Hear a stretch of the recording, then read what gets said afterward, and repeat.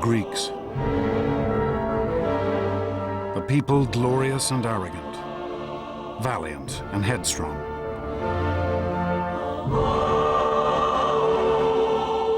These were the men and women who laid the very foundations of Western civilization.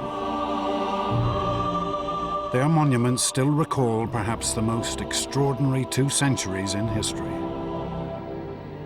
A time which saw the birth of science and politics, philosophy, literature and drama. Which saw the creation of art and architecture we still strive to equal.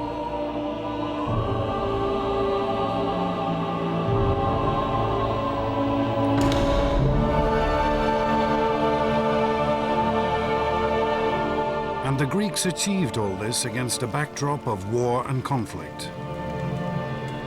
For they would vanquish armies, navies, empires many times their size, and build an empire of their own which stretched across the Mediterranean.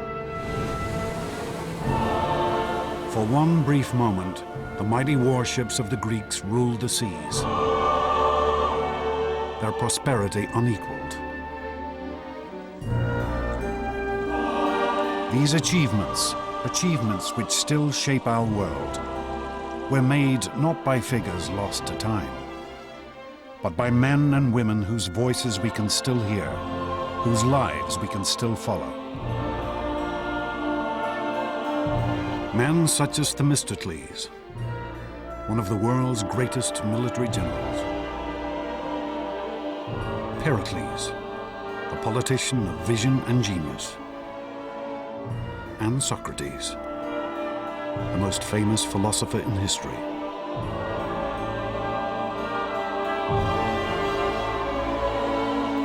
This is the story of these astonishing individuals, of the rise and fall of a civilization that changed the world.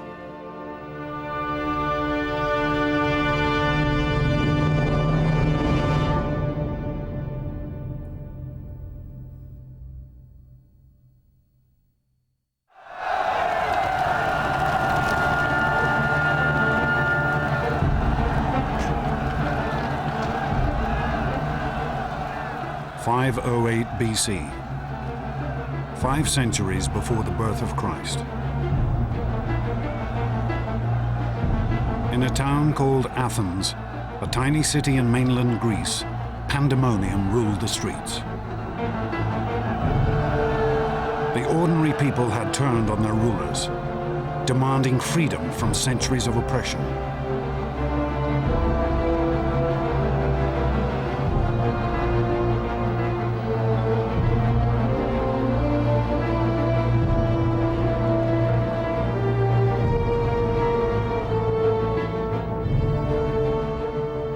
At this moment, one man looked on.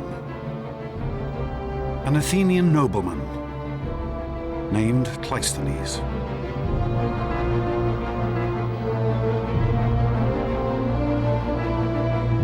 Cleisthenes had been brought up from birth to be a ruler, to look down on these common people with contempt. But this one night would be a turning point in his life, in the history of Greece, and in the history of civilization. In a flash of inspiration, Cleisthenes would see that these ordinary people should have freedom, a chance to shape their own destiny, to govern themselves. And with this decision, Cleisthenes would set his fellow Greeks on the path to empire.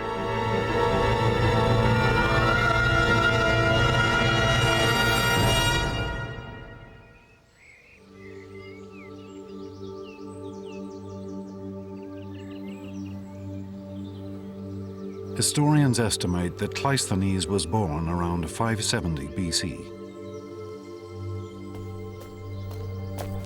He was hardly the type to become a man of the people. From his earliest days, he had been taught that he was an aristocrat. Ancient Greek for a member of the ruling class. In the 6th century BC, these aristocrats controlled everything that happened in Cleisthenes' hometown, a small settlement called Athens.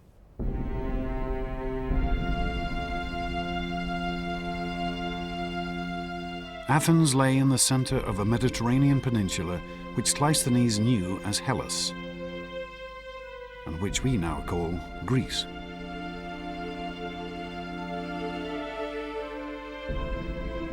In the days of Cleisthenes' youth, it would have seemed impossible that this city would soon rule an empire. It certainly is not what we'd call a city. Forget Manhattan. Athens in the center has public buildings, but otherwise I think one should imagine more village style of accommodation and habitation.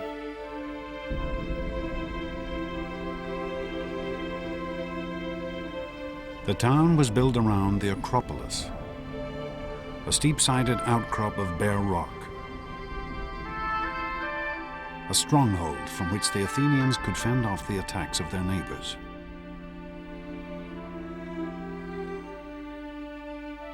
In the narrow streets surrounding the Acropolis huddled the simple homes of farmers and tradesmen.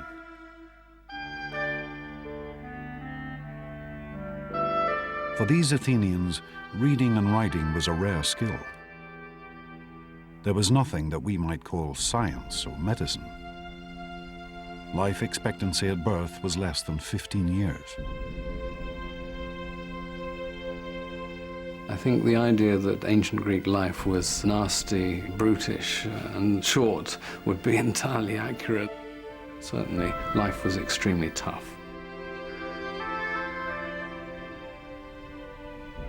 And this was no society of equals. The common Athenians lived under the rule of the aristocrats. Men such as Cleisthenes' father. Athens was, in a sense, turned against itself.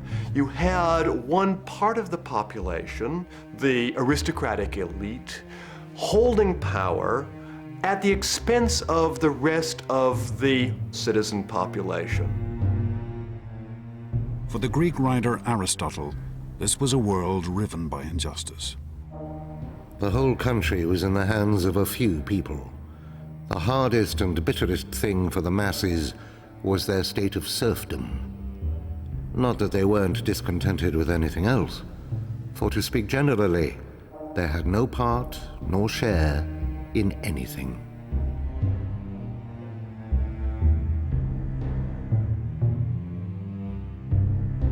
Dominated by aristocrats interested only in preserving their own power, Athens hardly seemed a state on the verge of building a great empire.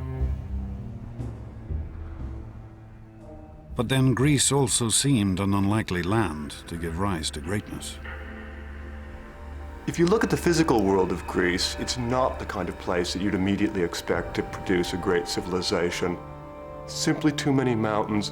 Greece does not have the obvious kind of physical unity that typically seems to be associated with the really great imperial civilizations of the ancient world. The great civilizations of Cleisthenes' day lay to the south and east, in Egypt and Persia. They had grown up around rivers and the fertile plains stretching from their banks.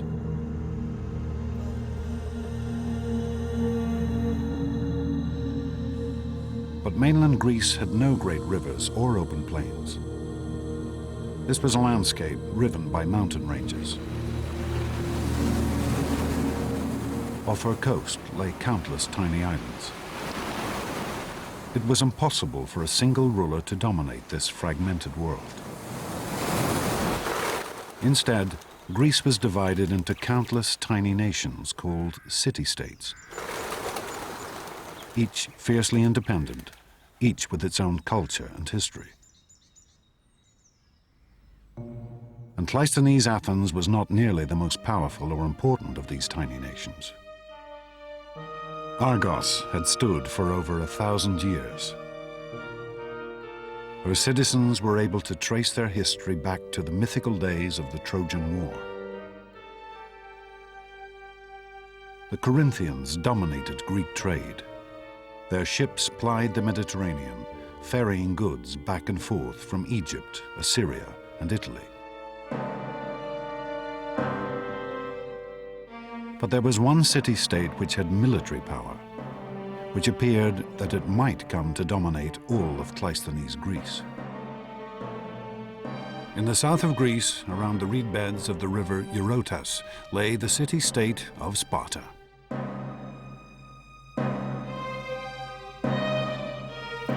The Spartans were brought up from birth to be soldiers, raised in the field, separated from their families, their lives structured around discipline and war.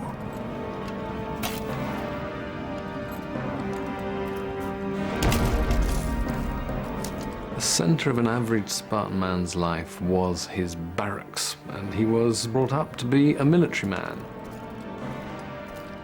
The Spartans lived a life stripped of comforts, with few possessions apart from their weapons, and their cloaks dyed red to conceal their or their victims' blood.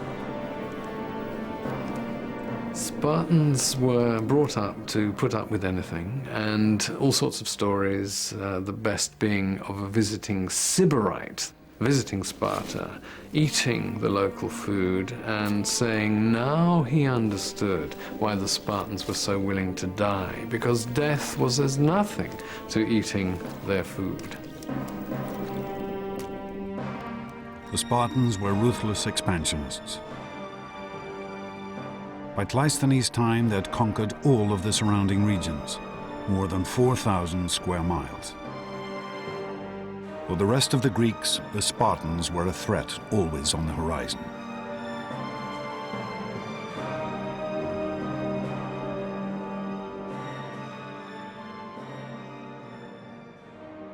This then was the world of Cleisthenes' childhood. Brought up a member of a self-interested elite in a state that was only a third-rate power. It was an unlikely beginning for the man who would set Greece on the path to empire.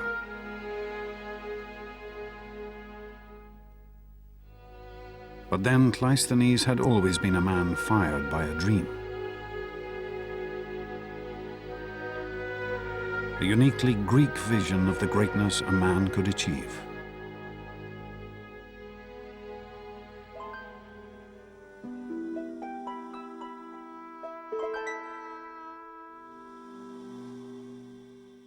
If there was one thing that inspired Cleisthenes and his fellow Greeks, it was their stories, ancient tales and myths.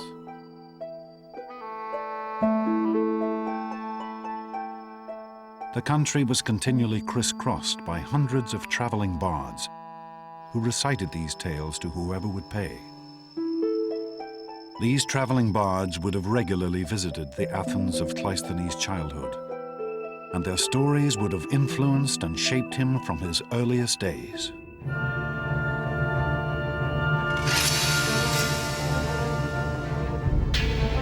The two most famous tales these singers told are still preserved: the Iliad and the Odyssey, composed by the legendary poet Homer. These works tell of mighty battles and epic struggles. And at their heart lie the heroes. Mythical figures whose strength had won them power and glory. Heroes, almost by definition, were doers of great deeds. The more heads you knocked and the more young women that you deflowered, the greater your heroic status. Heroes were terrific achievers. Images of heroes are found all over Greek art. These warlike figures, valiant, beautiful, determined to seize victory at all costs, were the Greek ideal.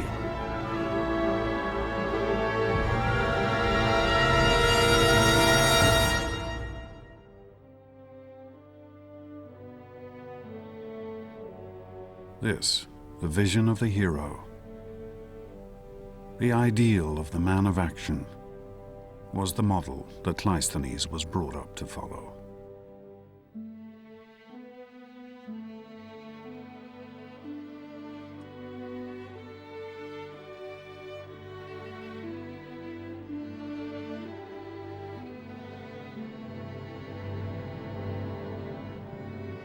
To pursue a life of greatness and glory, won through strength and valor.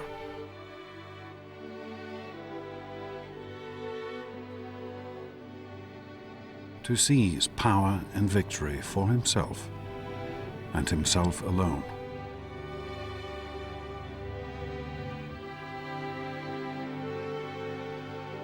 To become a real-life hero.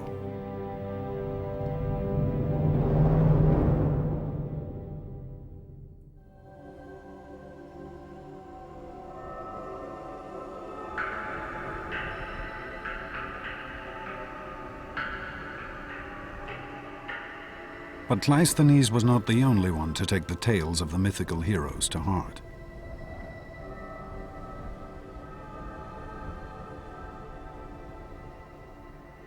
There's a big change in the middle of the 6th century when one man seizes control of the government as what the Greeks called a tyrant. The story of how this tyrant or sole ruler came to power has been preserved by the historian Herodotus. One day, a man of dignified and noble bearing rode into the city of Athens. Beside him stood a tall and beautiful woman. A woman he claimed was the patron goddess of Athens, Athena.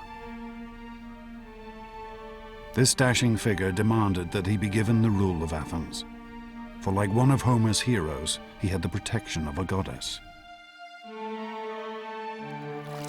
Surprisingly, he was welcomed by the Athenians as their new ruler, despite the fact that the goddess was simply a particularly tall girl from a neighboring village. And the heroic figure was an ordinary man called Pisistratus, Cleisthenes' own brother-in-law. Pisistratus was, I think, an excellent politician. He was a man, without doubt, with an eye for the main chance. But as he consolidated his rule, it became clear that Pisistratus had far greater ambitions than simply gaining power. Pisistratus was an extremely intelligent man. He clearly understood that if he was going to maintain control of Athens, if he was going to be able to consolidate his rule and pass it on to his sons, which is clearly his ambition, he would have to find allies. Pisistratus took an extraordinary step. He turned to the common Athenians for support, undermining the whole hierarchy of aristocrats and commoners that had endured for centuries.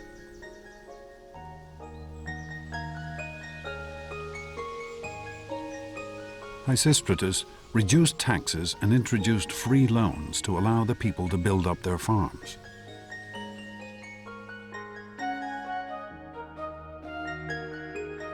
And by offering the Athenians the chance of prosperity, Pisistratus began to transform his city.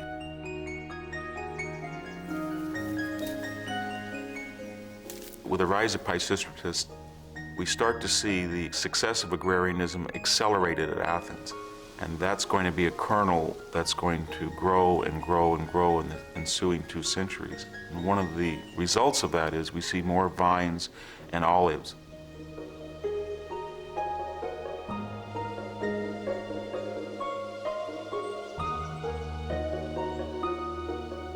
Olive trees manifest themselves in every aspect of Greek culture. Economically, they allow people to have cooking oil, they allow people to eat olives, they allow people to use lubricants, soap, fuel, so it's a very valuable economic commodity. The land around Athens produced excellent olives, the best in the Greek world. And as production soared, the Athenians found a ready market for this oil.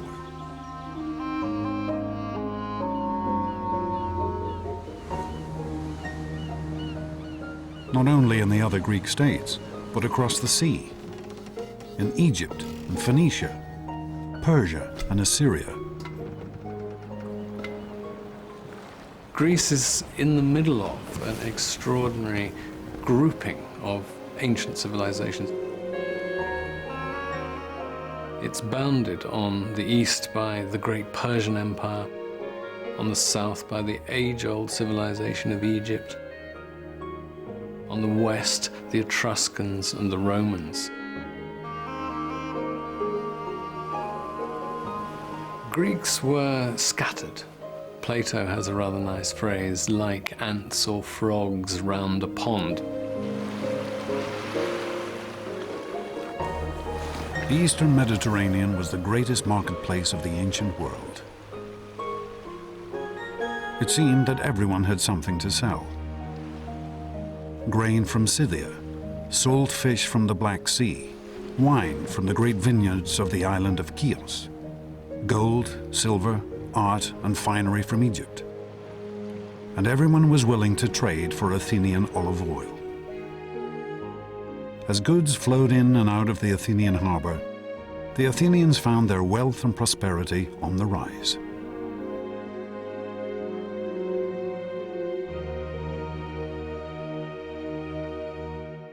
But the most astonishing consequence of Athens' sudden expansion was to be found in the darkest streets of the city. Athens' first great artistic legacy, the vase.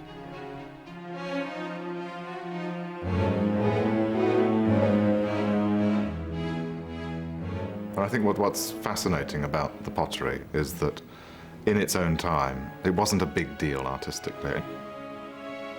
What was inside the pots was almost invariably worth more than the pot itself. Here in the area known as the Keramikos, ancient Athens' red light district, could also be found the potters' workshops. These common artisans were amongst the lowest of the low in Athenian society. If you were a potter in Athenian society, I won't say you were the scum of the earth, but you certainly had no especial respect. It was hard, incessant work, unenvied by the citizen population. Pottery had been a staple across the ancient world for hundreds of years, used in the kitchen at home and for transporting oils and food. But it had always been simple in design, using geometric patterns and basic figures, designs based on Egyptian and Assyrian art.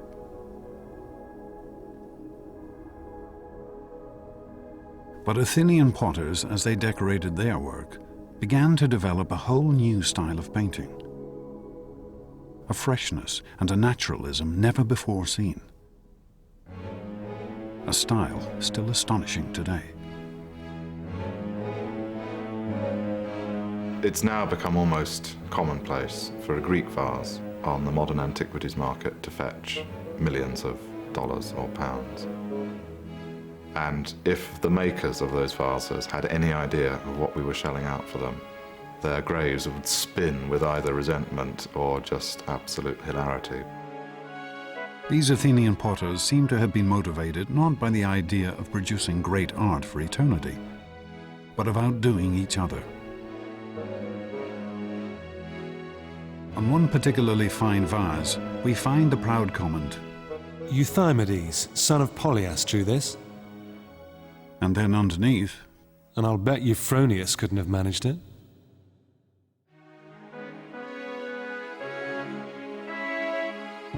for the first time in their history, the ordinary Athenians had tasted freedom,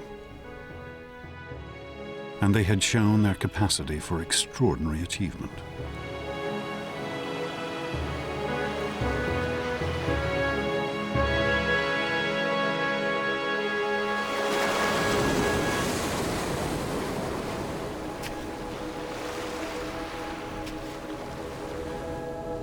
Cleisthenes grew to manhood under Pisistratus' rule.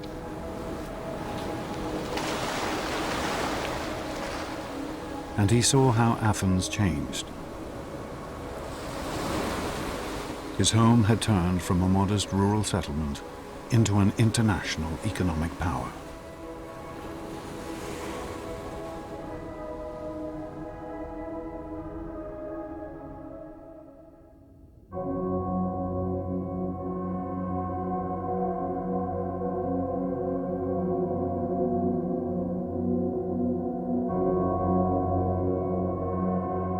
But Pisistratus' rule of benevolent tyranny was not to last forever.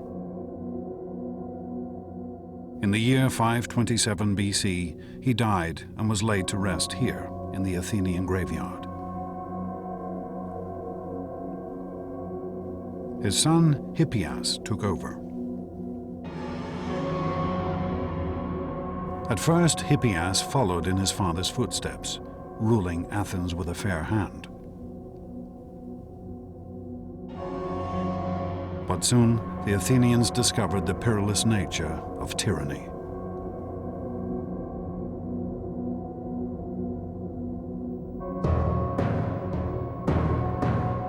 Historians tell us that in the year 514 BC, Hippias' brother was murdered.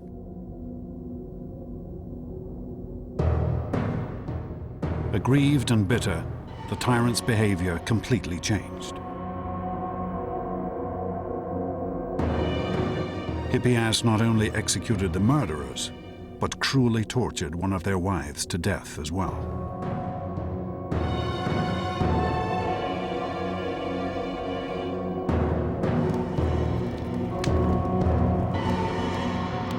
Aristotle described the ruler's slide towards madness.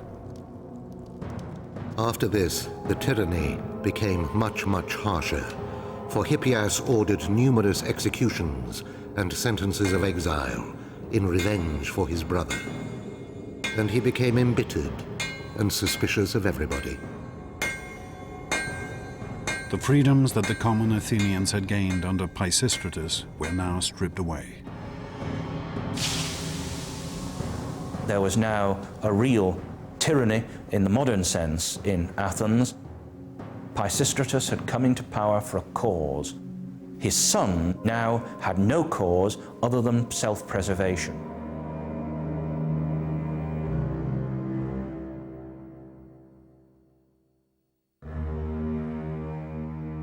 Life for Cleisthenes had now become increasingly dangerous.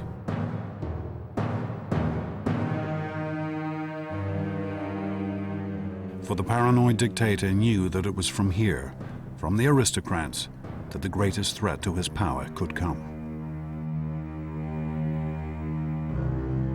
And Hippias' fears would be proved right. With the hardening of the attitude of the tyranny, the time now seemed to be ripe.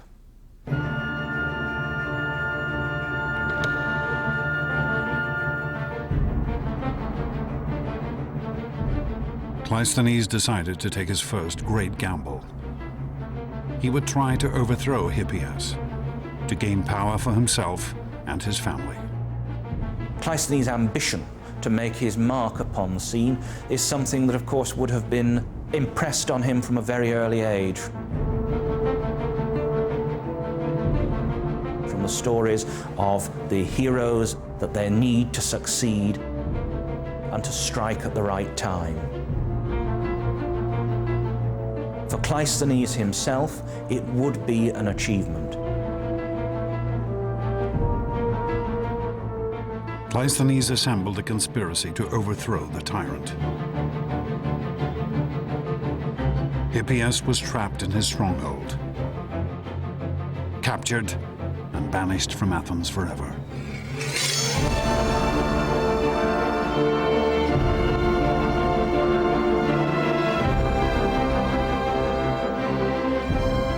The year was 510 BC, and Cleisthenes was now one of the most powerful figures in Athens. He had lived up to the heroic myths he'd been brought up to follow since childhood.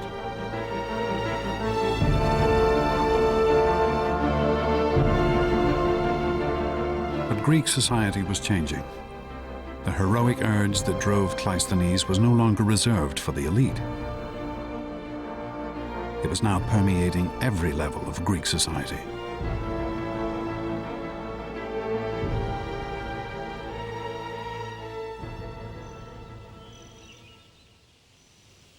This is Olympia in southern Greece. Here, once every 4 years, men from across the Greek world would gather to compete in a vast contest of athletic skill. This was the ancestor of the modern Olympic Games.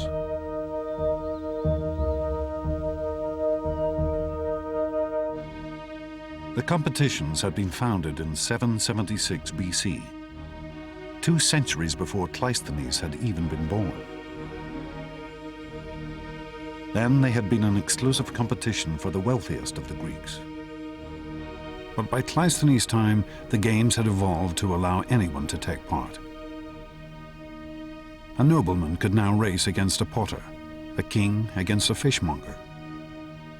The Olympic Games were a chance for any Greeks to display the sort of heroic qualities that the heroes of Homer had displayed. The competitions had their roots in the skills displayed by the mythical heroes. Chariot racing, running, wrestling, boxing. But here there was no real prize, just a wreath of olives and fame throughout Greece.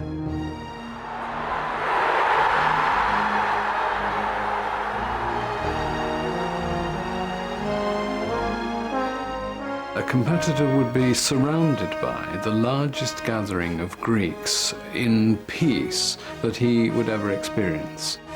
Perhaps as many as 40,000 Greeks would gather for the Olympic Games.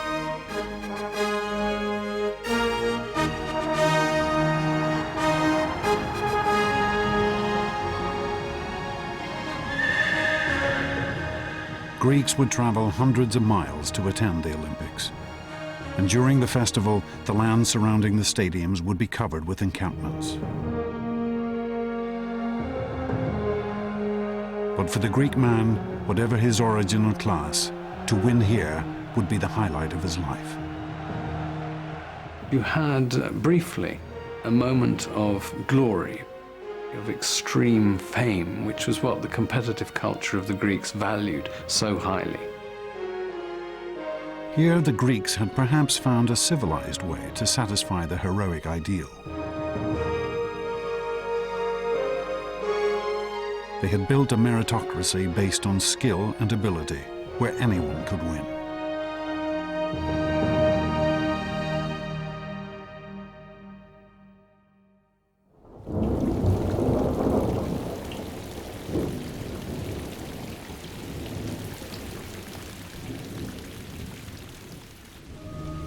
But a world where everyone could seize victory could only make Athens even more unstable.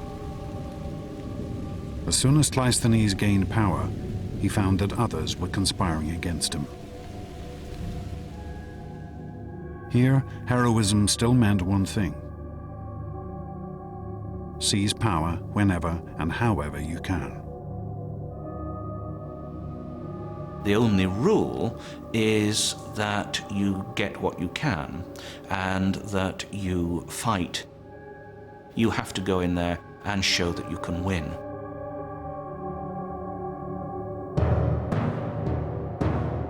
The most ambitious of those conspiring against Cleisthenes was a man named Isagoras. Isagoras was another Athenian aristocrat. He too had been brought up to believe that power was his right. But Isagoras also knew that he could not gain power on his own.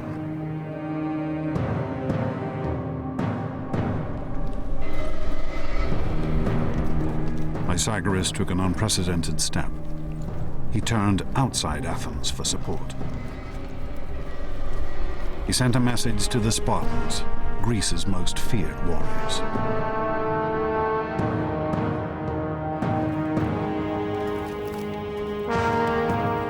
Isagoras was an old friend of the Spartans. Rumor had it that he had shared his wife with the Spartan king.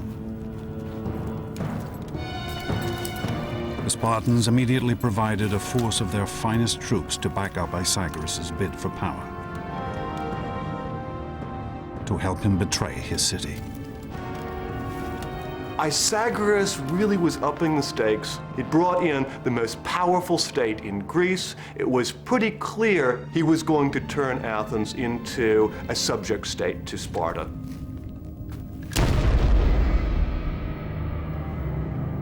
With his Spartan force, Isagoras staged a coup, seizing control of Athens.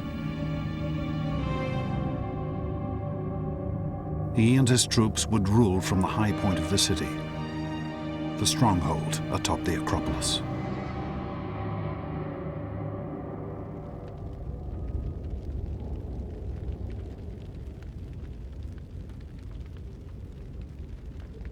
The first targets of the new tyrant were the other aristocrats. Cleisthenes most of all.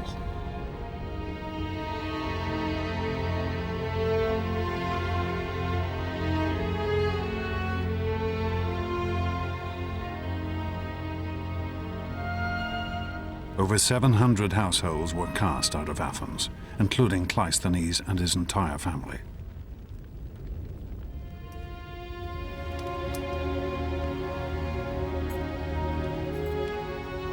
Cleisthenes would leave his city living once again under the hand of a despotic dictator. A dictator who now ruled with the support of the most fearsome power in Greece, the Spartans. For Cleisthenes, all his childhood lessons seemed betrayed.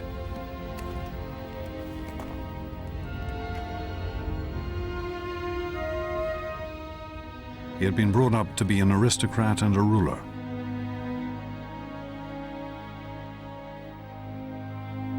To emulate the mythical heroes. But all this had led to was conflict and feuding, death and exile. Power struggles amongst an aristocratic elite.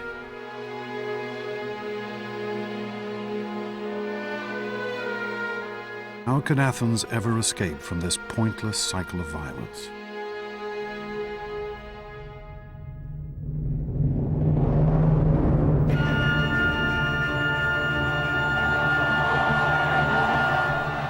But even as Cleisthenes agonized in exile, Athens was rocked by an extraordinary event.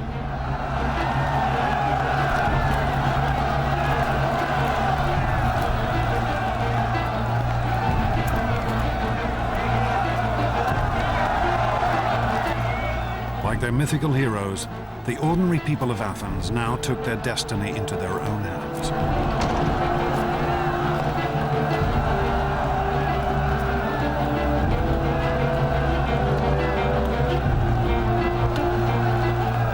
They rose up in revolution.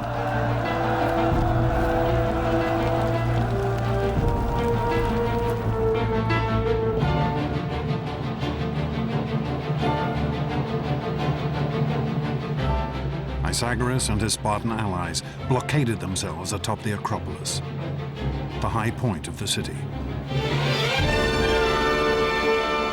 But even there, they could not escape the fury of the common Athenians.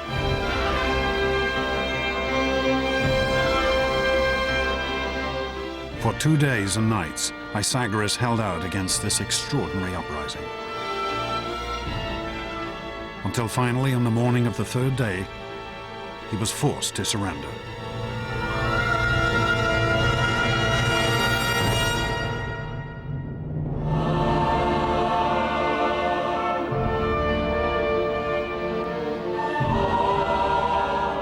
The year was 508 BC. This would be Athens' first step to empire and glory. For the first time in recorded history, the people had turned on their rulers and seized power for themselves.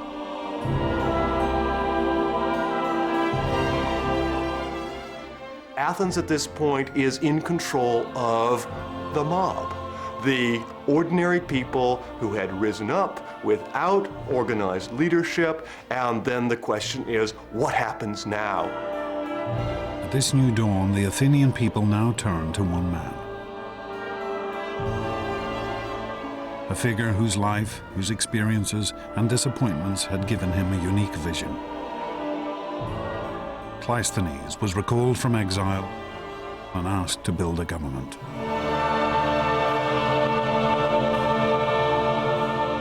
When Cleisthenes returned to Athens after the expulsion of the Spartans, he faced a really remarkable challenge. There was no possibility for just simply putting back in power a group of aristocrats. There was no possibility for him to declare himself tyrant. In a sense, what Cleisthenes had to do is design a revolutionary governmental solution for a revolutionary political situation.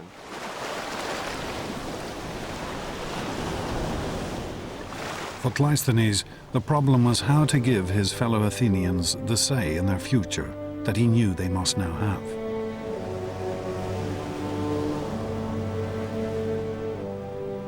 On an Athenian hillside, he had a great meeting place carved out from the bare rock. Here, in the shadow of the Acropolis, the citizens of Athens could now gather to discuss the future of their state.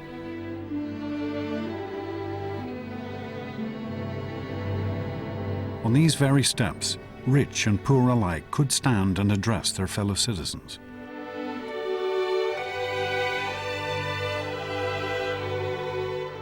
This is the ancestor of the British House of Commons, the American Congress, of parliaments across the world. And where government had once been decided by the strength of a sword arm or the thrust of a sharpened spear, Cleisthenes instituted the simple vote. A white pebble for yes, a black pebble for no. And with this elegant and simple idea, Cleisthenes instituted the rule of the people. A system of government which we now know as democracy.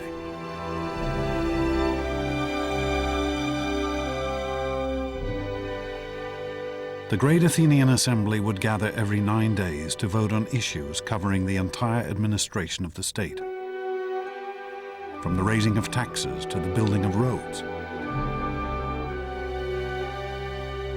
from the price of figs to the declaration of war.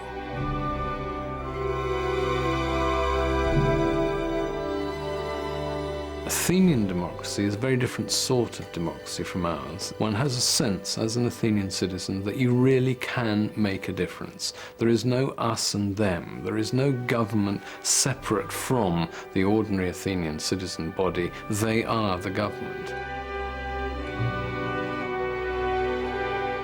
Democracy represented a sharp break. An originally elitist, heroic culture was now turned on its head, and the idea was that even ordinary Greeks who weren't aristocratic, who were not rich, could be, as it were, heroes in politics.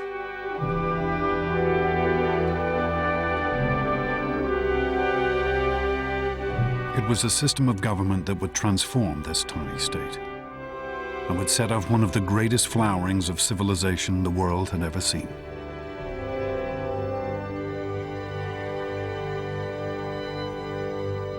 It's not just an accident that you had democracy and you had this tremendous flourishing of culture.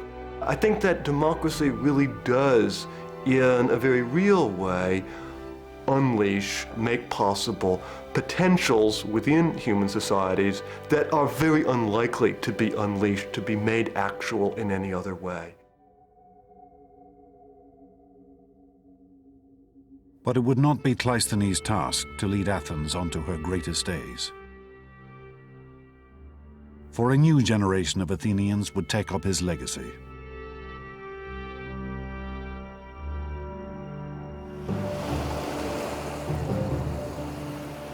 These Athenians would face struggles that would have stunned their ancestors.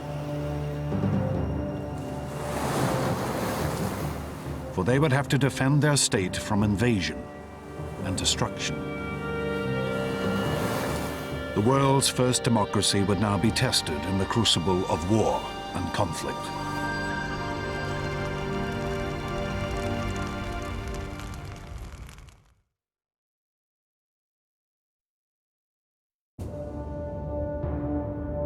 (490 BC), 18 years after the founding of democracy.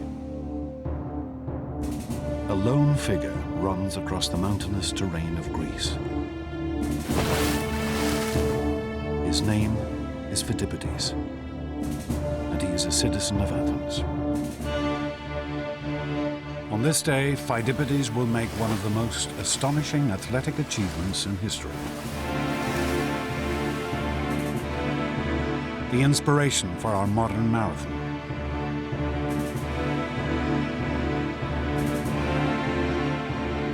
But Phidippides' quest is not for glory, but survival. His homeland is about to be conquered by the mighty Persian Empire.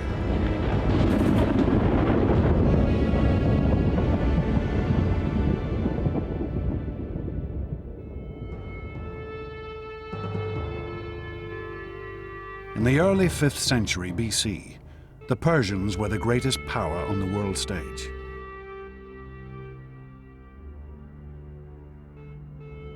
Their vast empire stretched from India in the east to Turkey in the west. Now, out on their western frontier, the tiny state of democratic Athens was gaining power. This was a threat that the Persians would have to destroy. The Persians lived in a culture of unbending tyranny.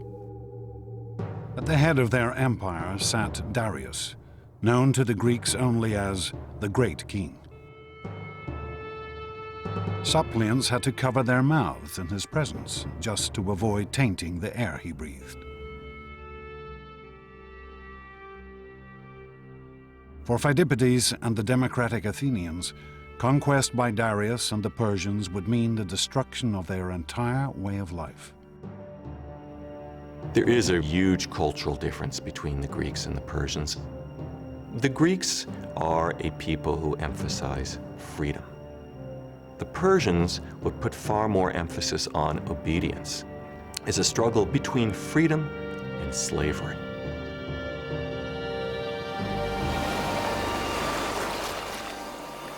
The Persian force landed at a sandy bay called Marathon, just 26 miles from Athens. News of the invasion spread through the streets like wildfire. This was a city without a standing army. Every male citizen would have to come to the defense of his state.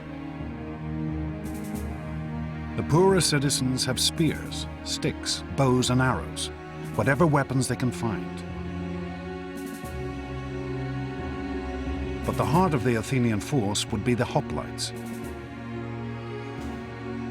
men who could afford heavy bronze armor, a shield, a spear, a sword. The Athenians would field a small but determined force. That's probably the first time in the history of the Athenian state that the entire population had been mustered. And for them to field 10,000 hoplites out of a citizenry that might have only been 20 or 30,000, it's a level of involvement that's astounding.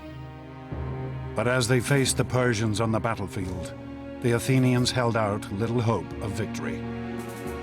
They were outnumbered by 2 to 1.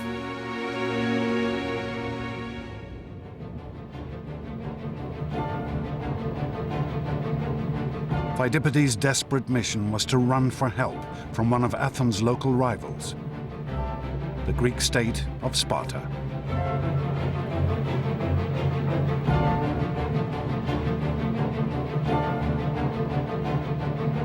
Even as he ran, Phidippides must have imagined the horror that his fellow Athenians now faced.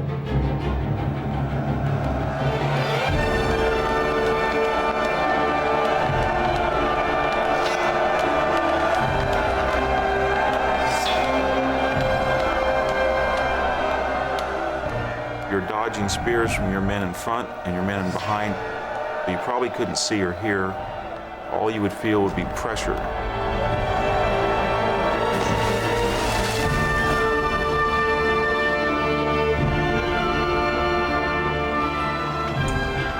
You wouldn't see the sword plunge that took one of your testicles off.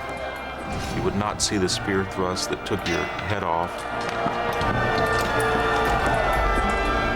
You would have no idea what was going on, just the momentum that carried you ahead.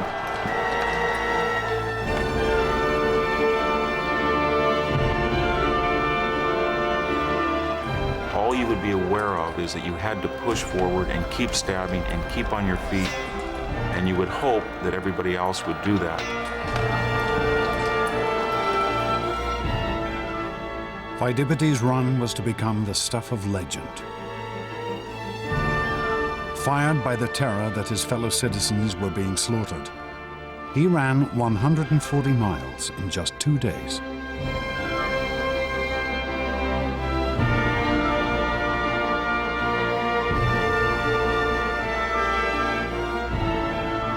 But Pheidippides' quest would end in failure. Help would be refused. He was left only with the knowledge that his fellow Athenians would have to fight alone.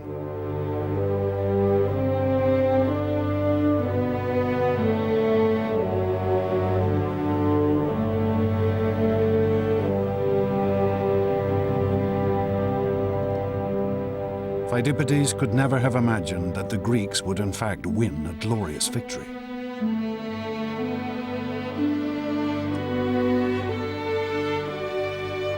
The Athenians had rushed at their foe in a headlong charge. And the Persians had scattered in the face of their assault.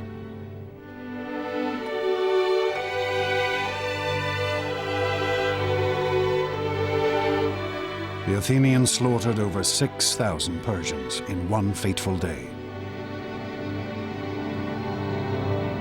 The world's first democracy had survived its first great test. Every Athenian knew that he had voted to fight and that this reflected the majority vote of the citizens, and that was not true of the Persians. Whatever you want to say about democracy, it fields the most patriotic, enthusiastic, and often large armies. The Athenians returned to their city to celebrate their victory.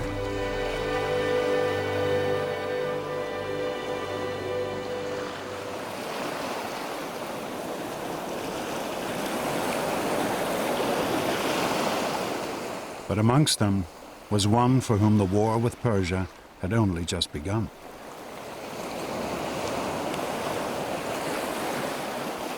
An Athenian general named Themistocles.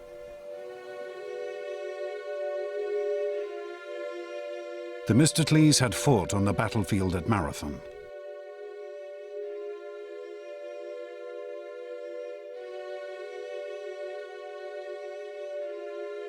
He was typical of a new generation of Athenian leaders, a man who had risen to power through democracy. Themistocles is a fascinating character, very much an example of the effect of democracy in Athens. It's relatively clear that he doesn't come from the inner circle of the landed aristocracy that traditionally had ruled in Athens. There were stories told about his feeling rather touchy about the fact that he hadn't had a traditional aristocratic upbringing, for example, in music and poetry. In fact, that might have given him a spur to show that he could do as well as someone who had gone to all the right schools, as it were.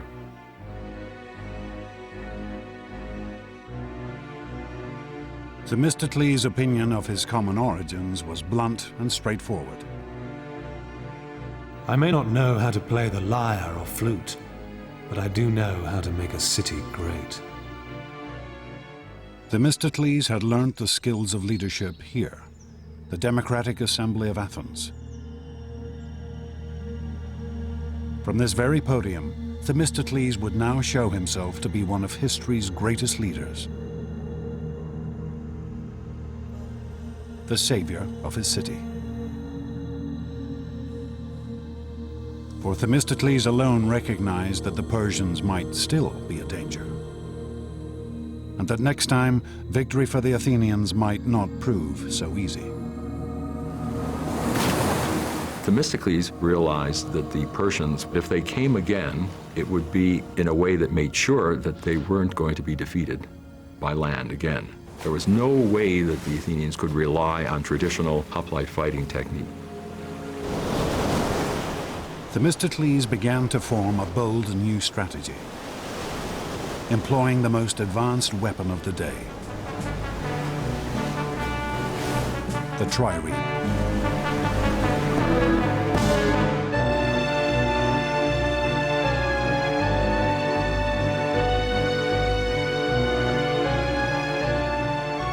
Triremes were the state-of-the-art in ancient shipbuilding. Stacking 170 oarsmen on 3 levels, their combination of lightweight and raw power gave them astonishing speed and maneuverability.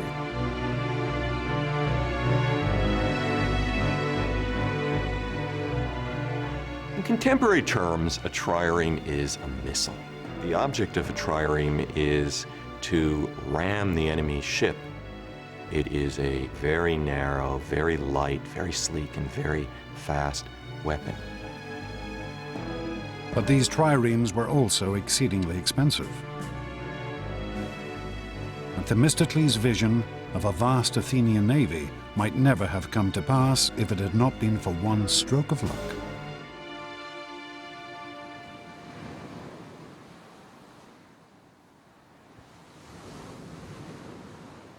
In the year 483 BC, the Athenians discovered a great vein of silver in their territory,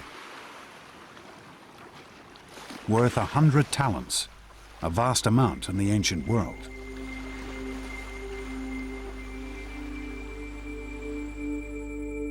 The Athenians wanted to divide these newfound riches among themselves.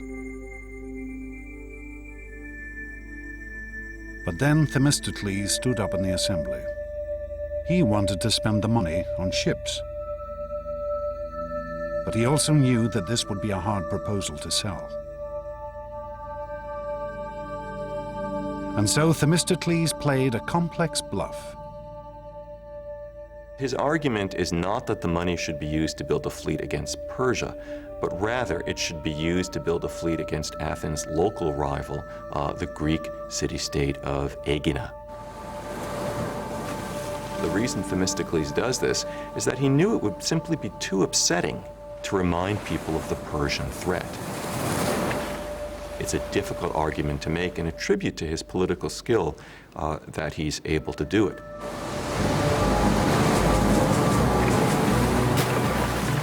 Themistocles convinced the Athenians to build the greatest naval force in Greece, a force of 200 triremes.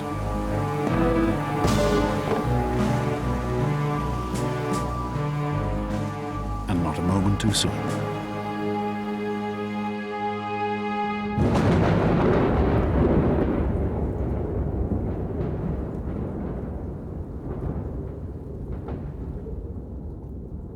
The great Persian king Darius died in 486 BC, and his son Xerxes assumed his father's throne. Xerxes' first action was to vow vengeance for his father's defeat at the hands of the Athenians. On my father's behalf, and on behalf of all my subjects, I will not rest until I have taken Athens and burnt it to the ground. As an imperial power, the Persians cannot allow small regional states like this to beat them with impunity. Xerxes began to gather his forces. He conscripted troops from every corner of his empire.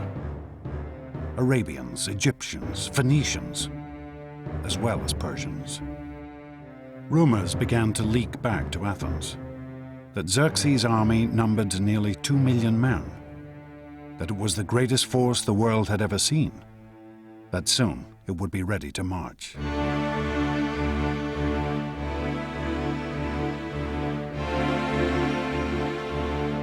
then finally, in the spring of 480 BC, news reached Athens. The Persian army had set out for Greece.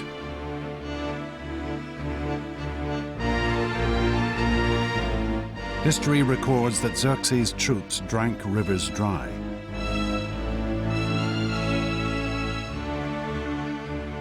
Trampled fields to the raw earth, ravaging the land as they marched on towards Greece.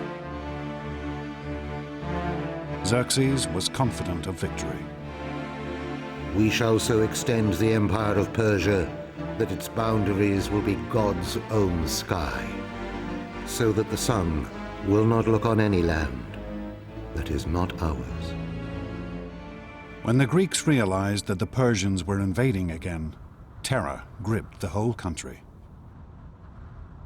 For the Athenians, who knew that they would be Xerxes' first target, it seemed that this could only be the end. As panic gripped the city, they turned desperately to their gods. They sent a messenger to the oracle to find out their fate.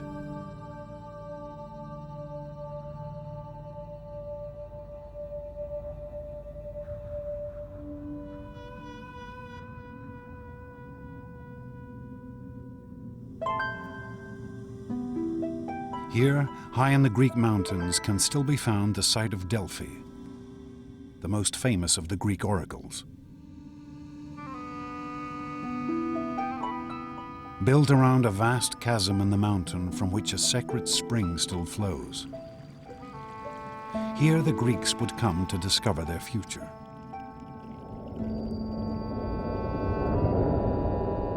They would ask questions of the Pythia, the mysterious priestess who spoke with the voice of the god Apollo.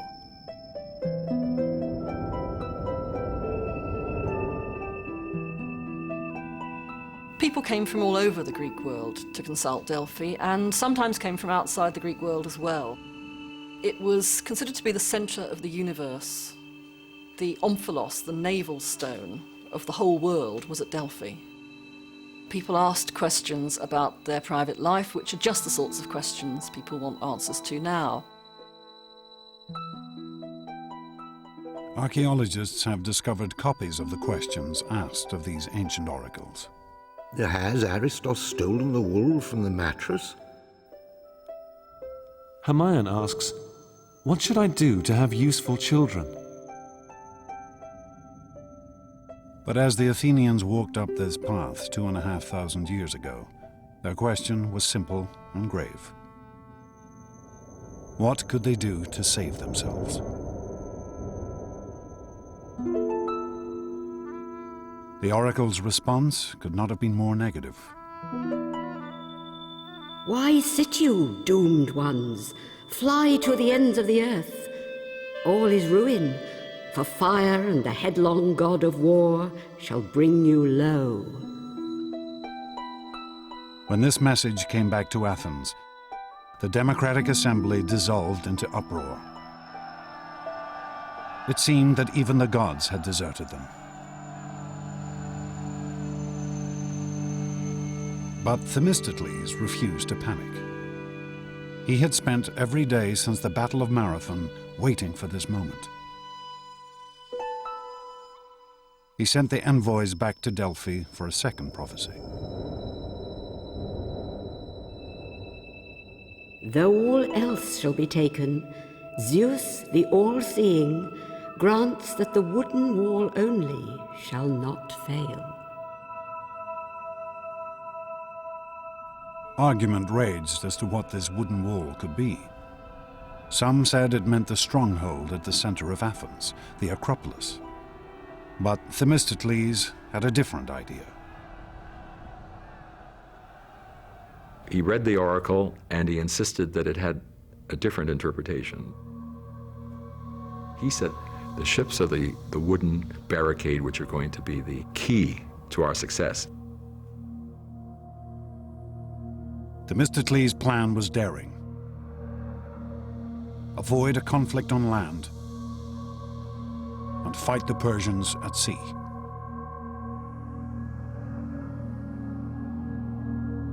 he ordered the evacuation of Athens for the first time in her history. This order for evacuation, carved into a stone tablet for public display, is still preserved, discovered in the back of a Greek coffeehouse. The Athenians shall send their children and wives to the village of Troezen. All the men should embark on the 200 ships that have been prepared to fight the barbarian. Themistocles ordered that his fleet of triremes should gather at Salamis, a tiny island off the Athenian coast. Themistocles' strategy is remarkable not only because it is innovative and because it is bold, but because it requires extraordinary self-sacrifice on the part of the Athenian people. He wants every man, woman, and child to leave their homes and possessions and to go into exile.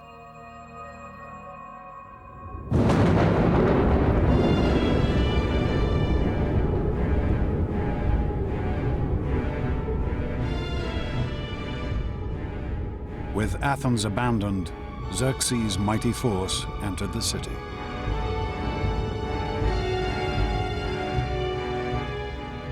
The Persians march in and go up onto the Athenian Acropolis, the symbol of Athens.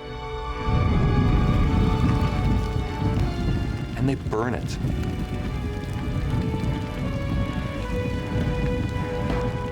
They burn the temples to the ground. Then you can see the smoke rising from Salamis. This would have been a devastating sight and a humiliating one. They would, in short, have seen their country occupied by a fearsome foreign invader. Surely they would have wondered if they would ever be able to go home again.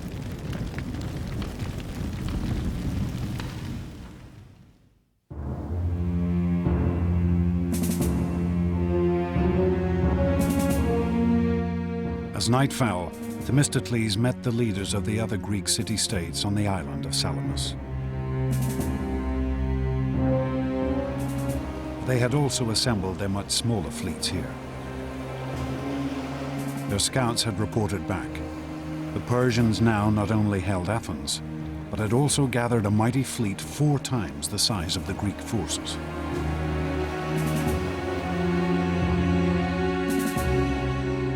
But Themistocles' plans were laid. Themistocles sticks to his guns, and his plan is to defeat the Persians at sea. He wants to fight in this narrow body of water between the island of Salamis and the Athenian mainland. The trick is going to be to get the enemy to fight there, because the Persians aren't stupid. Themistocles sent his servant to Xerxes with a seemingly traitorous message. The Greeks are afraid and are planning to slip away. They're squabbling with each other and will offer no opposition. You have at this moment an opportunity of unparalleled success. So eager was Xerxes for a crushing victory, he was happy to believe Themistocles' ploy. Xerxes marshals his admirals, and they embark, and they spend the night rowing. They send a contingent along the eastern defile, the strait there. They try to block up the straits.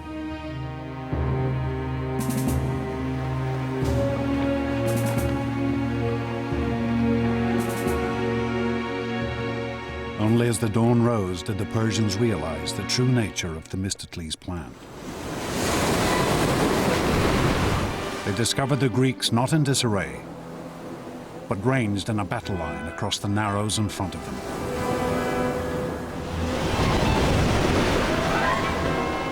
The Persian fleet had been lured so far up the straits that it had no room to maneuver. The powerful Greek triremes bore down on them without mercy.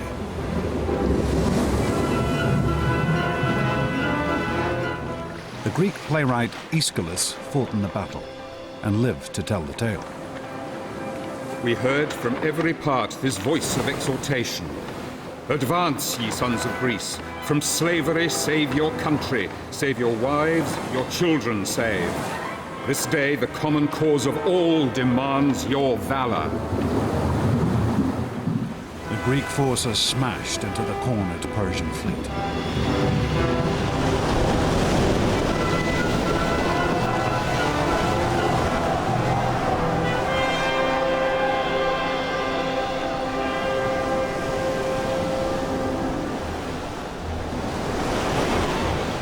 Xerxes himself watched the carnage from his golden throne placed on the shore.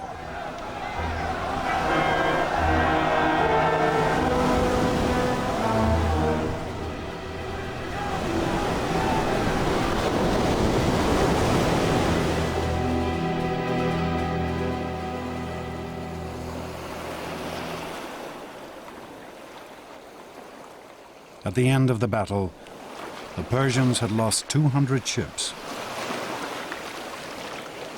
For the Greeks, it was a stunning and conclusive victory. Victory at Salamis is tremendously important for Greece and for the Athenians. It breaks the Persian navy. The Persians can no longer guarantee that they can feed their army, nor can they guarantee the safety of the Persian king. He must immediately get back to Asia Minor while the going is good. In practical terms, the game is over and the Greeks have won. Themistocles' triumph was complete. He had persuaded the Athenians to build a navy. He had convinced them to sacrifice their entire city to bring them victory at sea. His instincts had been proved right. He had defeated the greatest empire of the day. And he had now placed Athens in a position where she could build an empire of her own.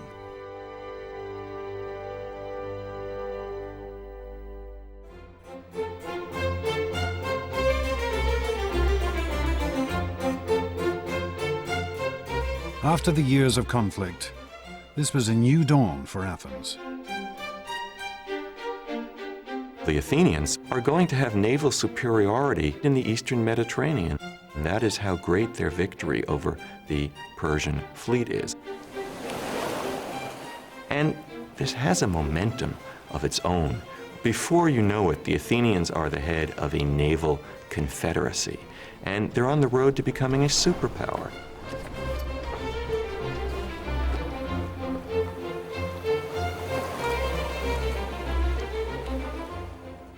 The Athenians founded the Delian League, an alliance of Greek states designed to keep the Persians in check. Its treasury was located here on the island of Delos, where the ruins still remain.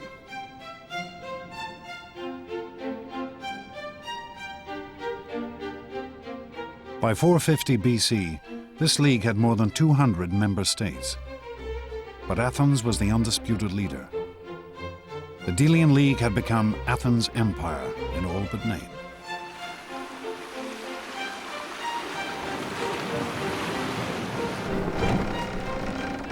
And Athens' naval supremacy also gave her economic power.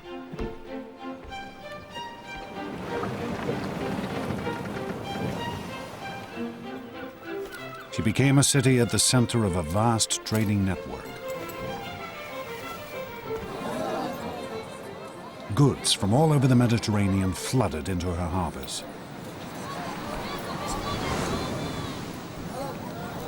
In its heyday, Athens was the big apple, or if you will, the big olive of the eastern Mediterranean.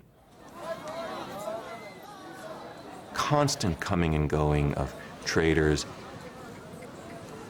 The wharves would be busy, full of people in a cacophony of language.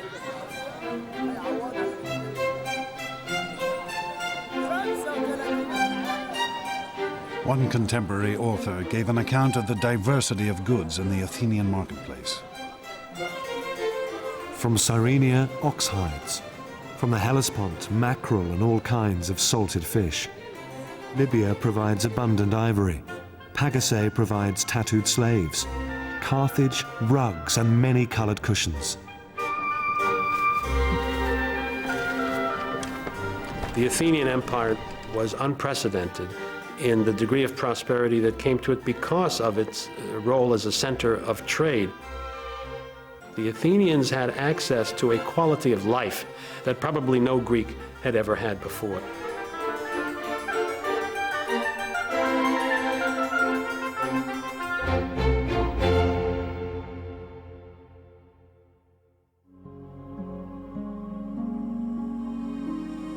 Athens' rise to economic and political supremacy occurred at lightning speed.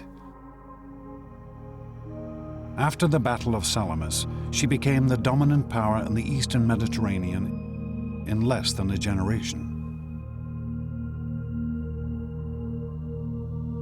And at the city's heart still lay her unique system of government, democracy. A system of voting using pebbles, olive leaves, or the show of hands that decided every aspect of the city's government.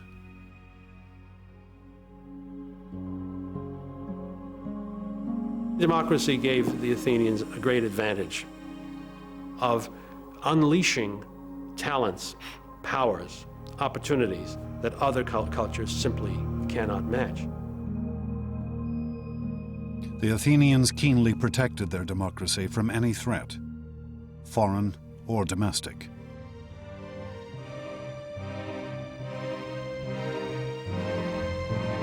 Once a year, each citizen could scratch the name of an individual onto a shard of pottery, known as an ostraca,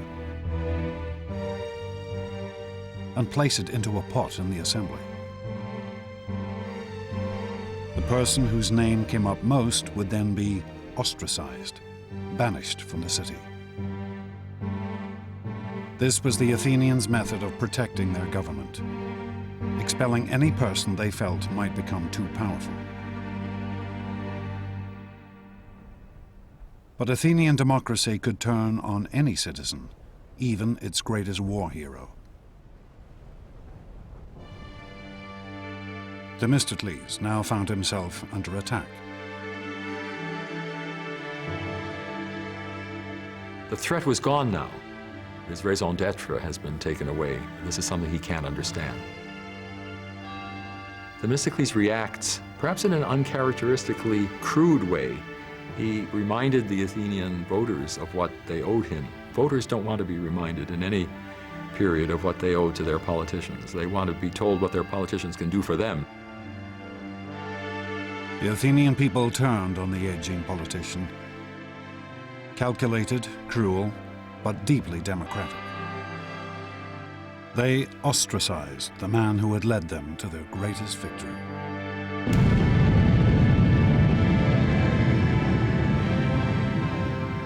Themistocles was ostracized, I believe, because he was simply regarded as having gotten too big for his boots.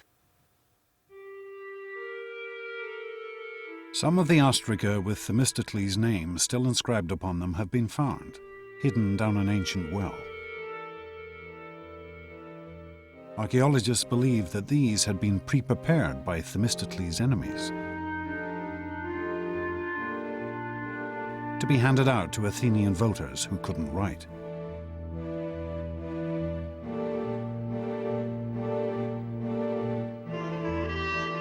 Themistocles never recovered from this humiliation. He was to spend the rest of his years wandering from state to state, finally dying in exile in Persia, the country whose defeat had been his greatest triumph.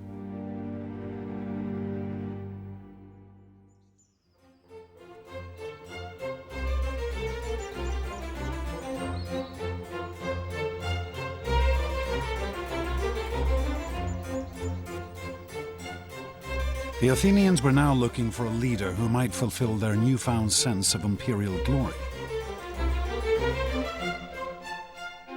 They found a man who seemed the perfect reflection of this new ideal. A man who would change the face of Athens forever. A man named Pericles.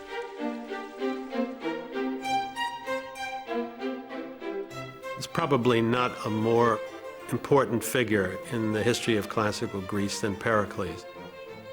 He was the leader of Athens at the height of its power and of its artistic achievement.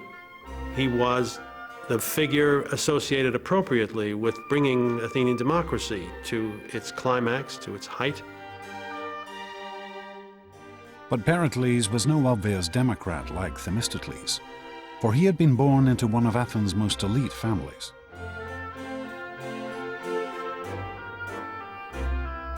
And perhaps because of his aristocratic origins, Pericles knew what the people of Athens now wanted: a city fit to rule an empire.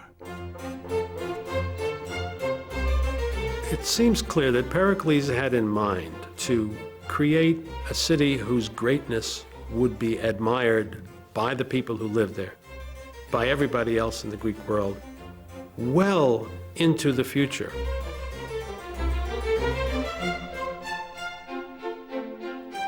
Pericles announced a glorious new vision to the Athenian assembly.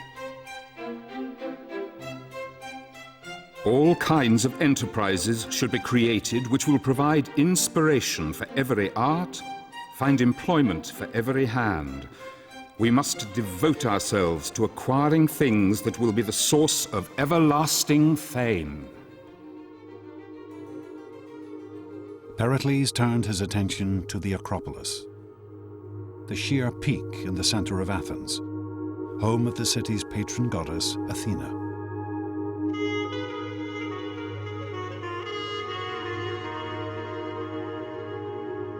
"20 years earlier, the Persians had burnt down the temples that stood here. Ever since, the Athenians had left these ruins untouched, as a memorial to those killed in the war.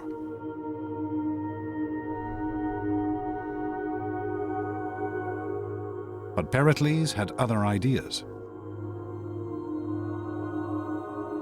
He proposed a massive reconstruction plan.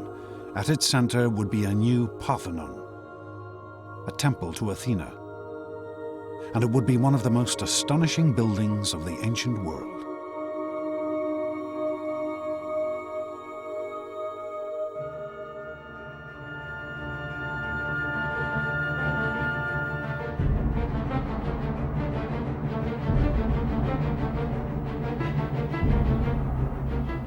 This new construction program was of unprecedented magnitude and expense. The Parthenon, in particular, was extraordinarily expensive. It was filled with all sorts of architectural refinements. Pericles planned to spend over 5,000 talents in the first year alone, a total budget of more than $1 billion in today's terms. His project would require 20,000 tons of marble.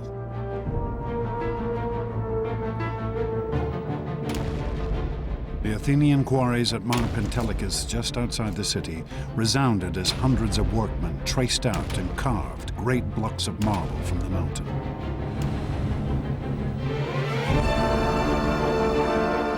This temple would be decorated like none before.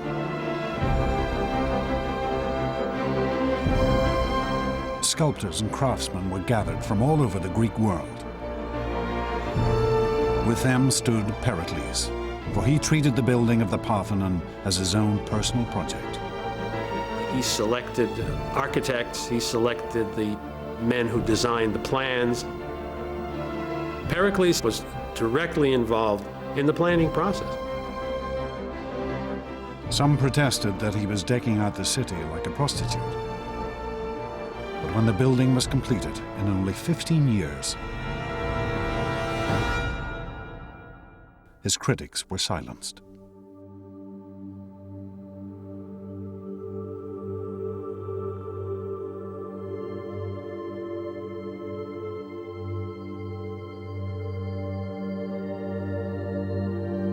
The Parthenon was and still is the most glorious symbol of Athens' empire. Here was the spiritual heart of the city, the mark of her wealth, power, and artistic genius.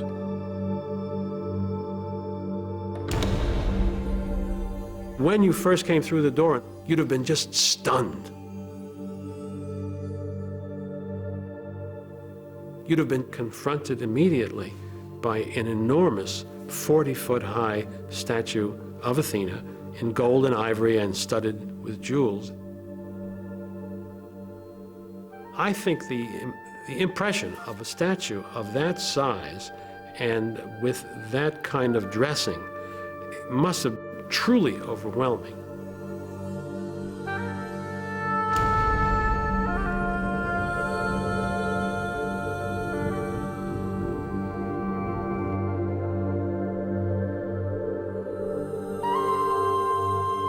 Pericles had embellished his temple like no other. Though this astonishing statue has since been lost to history, other treasures from the Parthenon have survived for over 2,000 years.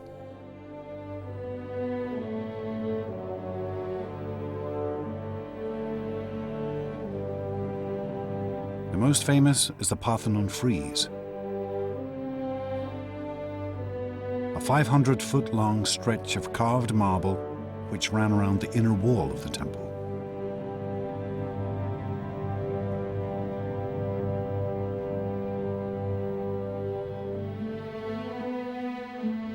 The Parthenon frieze is only 2.5 inches thick at its maximum depth, and yet in this space the sculptors carved rank upon rank of crowded figures, a great procession of Athenians, glorious and elegant. Here Pericles offered his fellow citizens a vision of themselves and their democratic state at the height of their glory. Democracy itself becomes heroized in that monument. It's a very democratic thing that wants to include all those citizens who participated in beating off the first great threat to democracy, which was from the Persians. These are ideals to which you can aspire.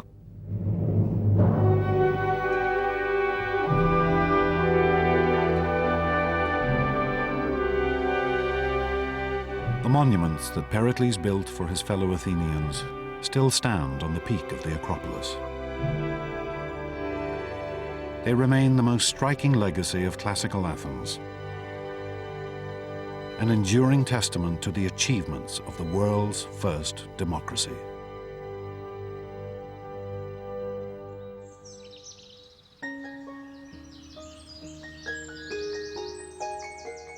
But Pericles was not simply concerned with astonishing construction projects. Under his leadership, Athens would also become the intellectual center of the ancient world. Pericles was remarkable in that he associated with the leading minds of his day in just about every field of endeavor. In these years, Pericles played host to an astonishing generation of individuals. Figures such as Anaxagoras, the first man to realize that the moon was lit by reflected sunlight. He knew Herodotus, the world's first historian, who wrote one of the earliest records of Greek life. And poets and authors such as Aeschylus and Euripides, whose works are still standards of world literature. Pericles was well aware of his city's stature. Our whole city is an education, for our citizens excel all men in versatility, resourcefulness, and brilliance. Even Pericles' partner, a woman named Aspasia, was unique and distinguished. Pericles had divorced his wife and set up home with a foreign woman, a woman whose occupation was hardly to be expected. For Aspasia was what was known as a hetaira, Greek for a companion. Yes, she was, in a technical sense, I guess, a prostitute, but she was more than that, a woman of charm, of style, of intellect. She really was very extraordinary. She had an extraordinary mind. This relationship caused scandal throughout Athens, not just because of Aspasia's profession, but because Pericles treated her as an equal, something deeply unusual in 5th century Athens. One of the things that created such a stir was that Pericles had her participate in conversations that he had with some of the most important individuals with whom he talked. There's jokes to suggest that Aspasia actually was the person who wrote Pericles' speeches. Pericles and his circle were to become one of the most famous and influential groups in Western history. But in 5th century Athens, the highest achievements of art and culture were not restricted to the elite.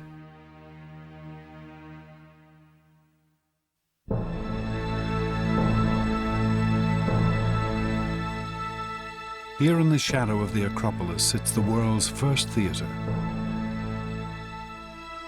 Twice a year, the Athenian population would gather here to watch a great festival, a festival of drama. Television, cinema, theatre, all owe their existence to this place. For here is the home of popular entertainment. There's one huge difference between the ancient theatre and our own, and that is that it was incredibly noisy. We hear stories of how, when they didn't like a play, the audience booed and they hissed and they actually got actors driven off the stage. But there's other stories that showed that when they were going with the story and deeply involved in it, they actually all collectively burst into tears. The favourite tales of the Greek stage were called tragedies. These were stories as shocking as a contemporary horror movie. The tragedies told stories of great men falling from their heights, losing everything they owned. Greek tragedy shows human beings, however able, however brilliant, however intelligent, quite unable to alter the destinies which have been decreed for them. These tragedies have fascinated audiences ever since. This 19th century painting shows the story of the mythical ruler Agamemnon, who was murdered by his own wife. Another tragedy told of King Oedipus, who gouged out his eyes when he discovered that he had married his own mother. These Athenians, natives of the greatest city in the ancient world, seemed to revel in seeing how frail greatness could really be. I don't think we can use Greek tragedy to tell us exactly what happened in reality. It's not a document of Athenian social life. But what it does do is take us directly and immediately into the psychological heart of those Athenian men. The kind of dreams and fantasies and fears and imaginary scenarios that they came up with in the theatre have to tell us just as much about them as any document of everyday reality could. Theatres were built in every major Greek city, in Sparta, Corinth, on the island of Delos, here in Delphi.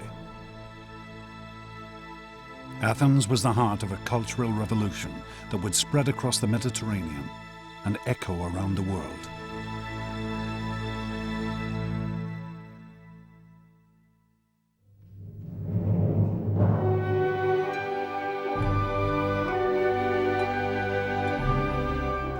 Periclean Athens seems to me to belong in the smallish collection of cities where truly great moments in the human experience took place. Culture in the broadest sense reaches a peak. But after 20 years of building the cultural capital of the Western world, Pericles and his fellow Athenians would now find that their theatre and their tragedies would hold a bitter sting. It is possible to think of Pericles, indeed I think of him, as a man with a tragic flaw, as the sort of man whose greatest qualities, the ones that make him most admirable and successful, turn out to be the seeds of his own destruction. Pericles began to plan a grand new venture. A venture even more ambitious than the Parthenon.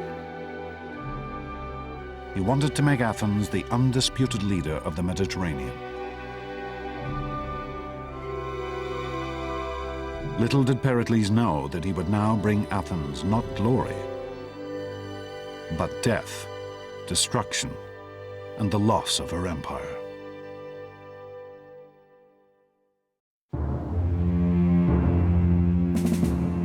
Athens, the year 431 BC. Pericles takes the podium of the great democratic assembly and presents the Athenians with his most daring plan. War with Athens' oldest enemy, the city-state of Sparta. Sparta was the only other Greek city-state which still matched Athens in power.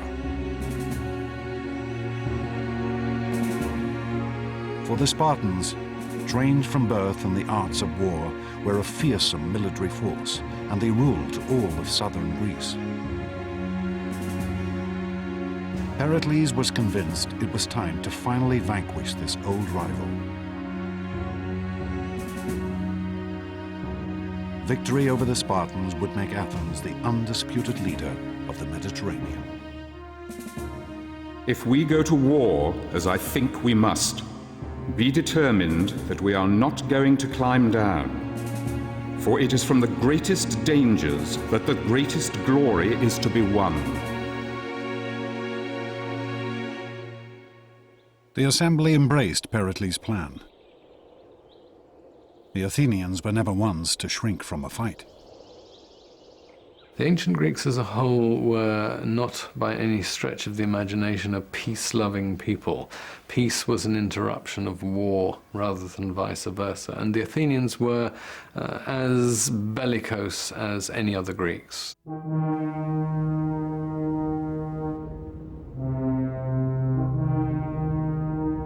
But for all the Athenians' enthusiasm, Pericles knew that this would not be an easy war to win. Athens' power lay in her navy. The Spartan infantry could well defeat her on land.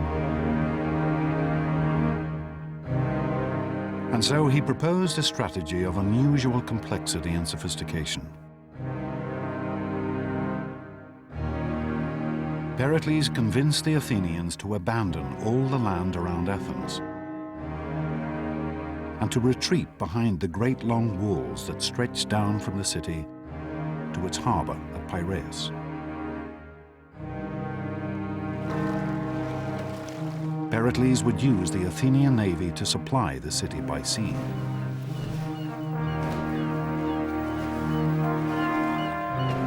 And he would use this same navy to attack and harry the Spartans from the coast, slowly wearing the enemy down until they gave in. It was a strategy based on a set of finely judged assumptions.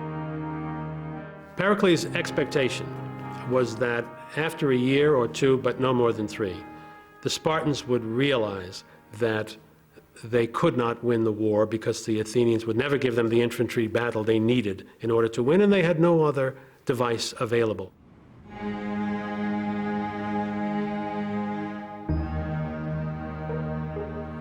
The Athenians crowded behind the city walls. Confident in their vision of imperial power and glory, they assumed that Pericles' strategy could only bring them victory. But among this teeming multitude could be found one man who refused to assume anything.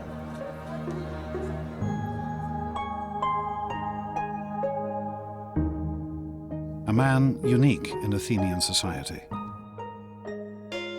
A man called Socrates.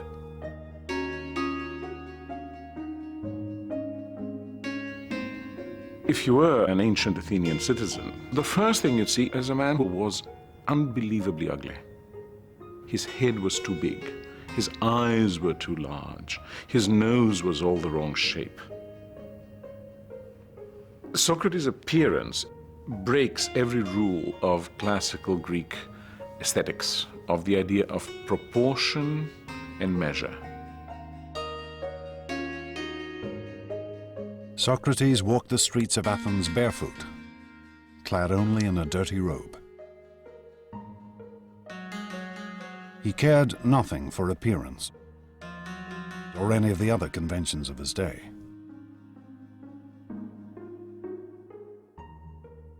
Socrates was interested only in the mind. This unlikely figure would become the leader of a revolution. A revolution in thinking that had been gathering strength across the Greek world.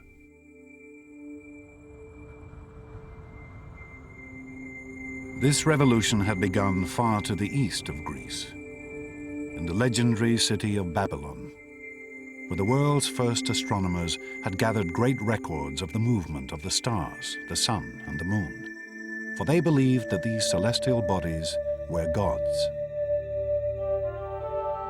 This knowledge and study of the heavens had been slowly spreading across the ancient world, until it reached Greek colonies on the coast of what is modern-day Turkey. There, a shattering change occurred. For the Greeks took this astronomical knowledge and transformed it. They took the gods out of the heavens and replaced them with reason. Gradually, the Greeks begin to say, these are not persons. These are things. There's an orderly world which the human mind can actually capture. It is subject to our understanding. These Greeks began to calculate and predict the movement of the moon and stars through mathematics and logic, rather than using gods and spirits to explain everything. It was the birth of science. The first great Greek scientist, a man named Thales, wrote the earliest book on navigation and how to sail using the stars as a guide. And on a journey to Egypt, Thales was the first man to measure the height of the Great Pyramid. Brilliant idea. He stood next to the pyramid until high noon, when his shadow was exactly the same length as his height. And at that point, he measured the shadow of the pyramid and accordingly knew the, the height of the pyramid, which is actually an application of a rather sophisticated geometrical theorem. But Socrates was not interested in the stars and the heavens. He would use this new way of thinking, using reason and logic, to study people. The great change comes with Socrates, who turns his back, so to speak, to the world of nature. What he cares about is the individual. You become an object of study and care. Socrates spent his days in conversation, walking the streets of Athens, talking and debating with anyone he met. With over 150,000 people now packed behind Athens' walls, he was in his element. One of the amazing things about Socrates is that he is the first fanatical urban individual. He loves the city. He makes life in the city one of his major concerns. Socrates' life was spent questioning the assumptions his fellow Athenians held about their lives. What they felt was right and wrong, what was good and bad. And he was happy to turn convention upside down.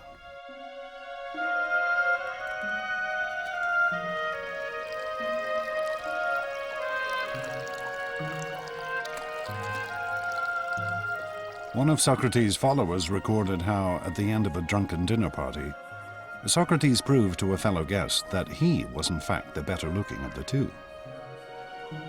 My eyes must be more beautiful because they bulge out, and therefore I can see better. And by the same account, my nose is more beautiful because my nostrils flare out, and so I can therefore gather in more smells. This is typical Socrates, using reason and logic to examine the world anew.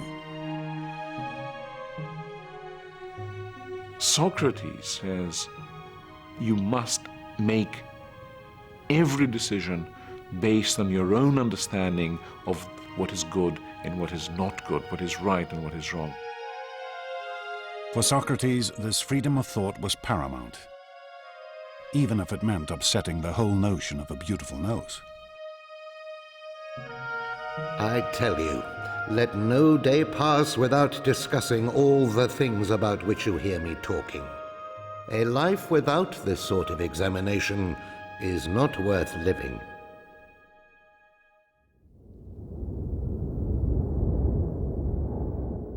But as Socrates spent his days in debate, his city was fighting a war.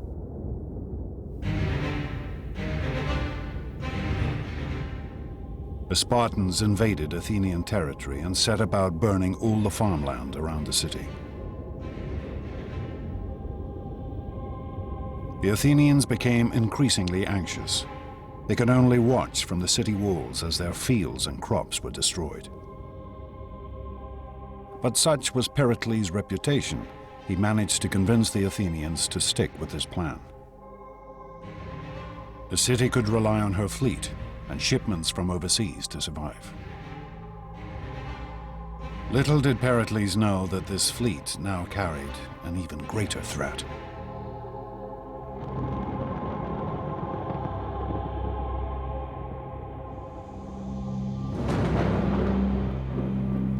One year into the war, the grain boats that fed the city brought with them an additional cargo: plague.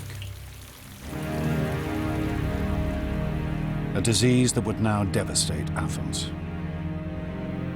Pericles' plan couldn't anticipate difficulties that we now would suggest were rather likely in those circumstances of crowding.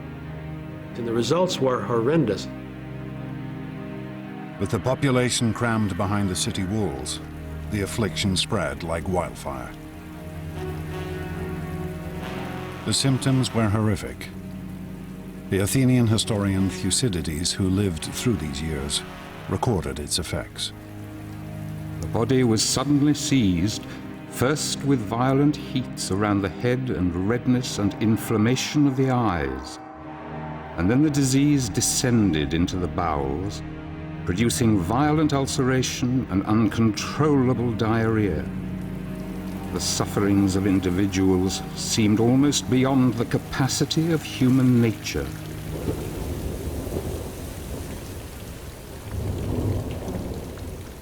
Sufferers, racked with fever and overcome with unquenchable thirst, would crawl into the city cisterns and water mains to die.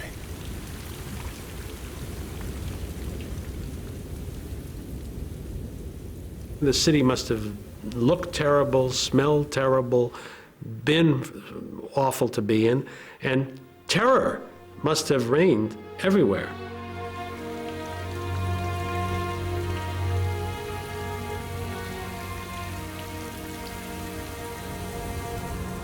The plague would kill over a third of Athens' population. And then it struck the city's figurehead, Pericles.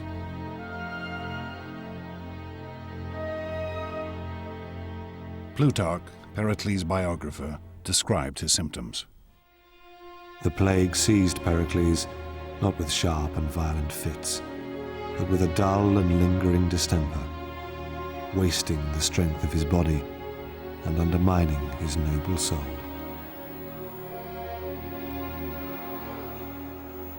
By the end, the patrician hero of the city was reduced to relying on potions and magic in an attempt to cure himself.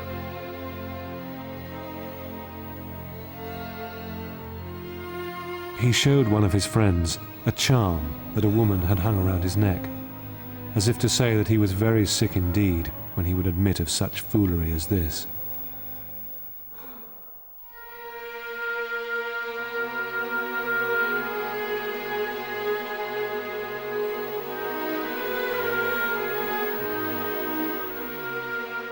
Finally, after 6 months of lingering illness, Pericles died in 429 BC.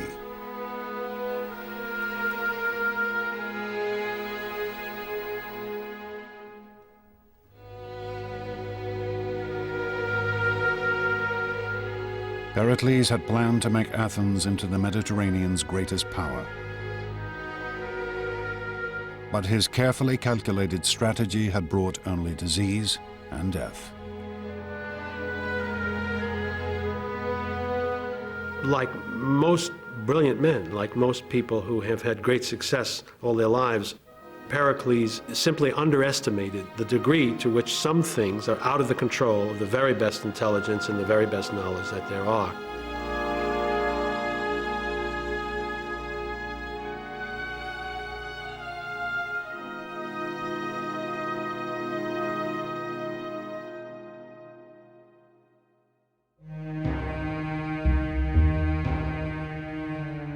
Pericles' death would have far-reaching consequences. It soon became clear that this one man had been the linchpin of the Athenian state. Without a single strong leader, countless figures now scrambled for the top position. And they were happy to do anything the people wanted, if it gave them power. For Pausanias, the effects were swift and dramatic. Pericles' successors, who now wanted to occupy the top position, simply followed the prejudices and passions of the masses in order to gain support.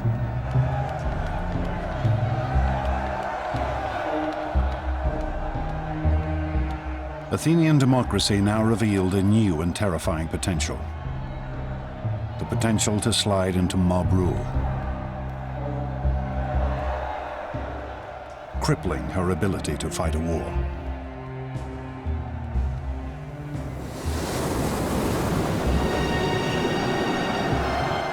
As the conflict raged on, an Athenian naval force won a skirmish with the Spartans in rough and storm-tossed seas.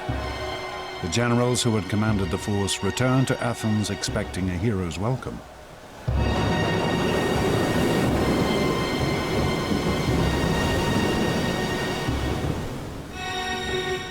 Instead, they were thrown into prison.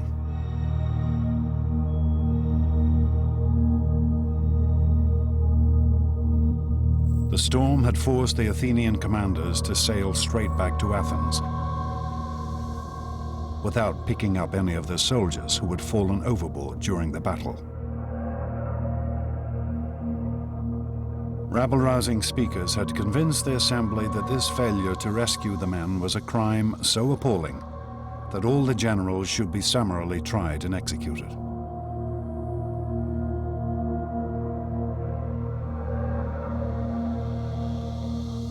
We know of only one man who stood up and attempted to calm the fevered assembly: Socrates.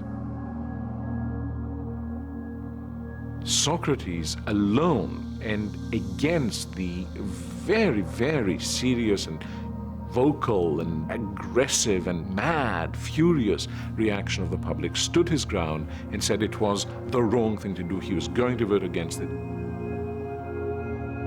Socrates' principle of questioning the society he lived in now had a real and practical purpose.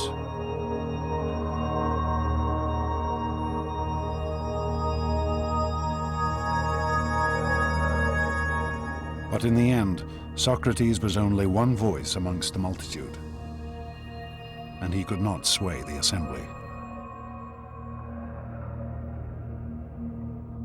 The generals were condemned to death by drinking poisonous hemlock.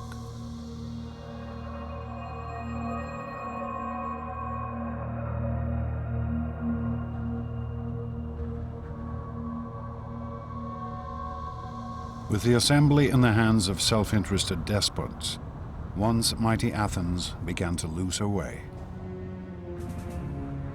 After the death of Pericles, Athens never again had a political leader with a well-thought-out general picture or a set of goals that he could pursue with reasonable hope of bringing them to fruition. The war against Sparta degenerated into a bitter, dragging conflict that spread over a decade. The Spartans ravaged the land around Athens, and the Athenian fleet kept the city supplied.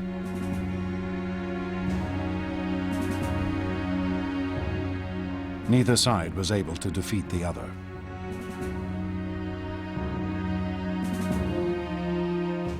Deprived of victory, the Athenians grew increasingly frustrated. Were they not the greatest state in all of Greece? Surely the time must come for Athens to prove her power once and for all.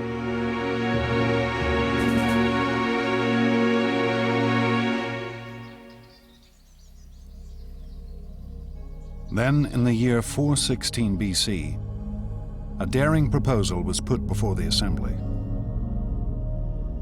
A small Greek colony on the island of Sicily had asked for protection. Protection from a neighbor allied with Sparta. Why should the Athenians not come to their aid, humiliate their Spartan adversary, and perhaps conquer all of Sicily at the same time? As one Athenian addressed the assembly, "This is the way we won our empire, and this is the way all empires have been won. Let us set out on this expedition, for it will destroy the arrogance of the Spartans, and at the same time we shall become rulers of all Greece."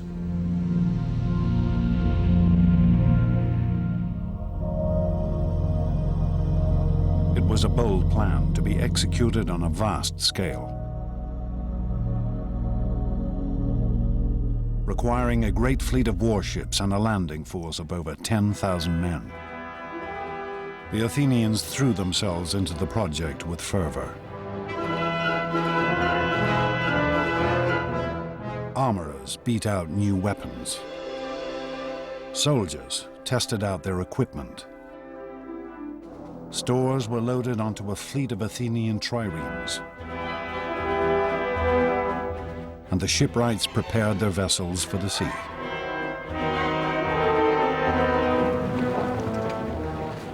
Then, to great fanfare, the mighty invasion force set out for Sicily.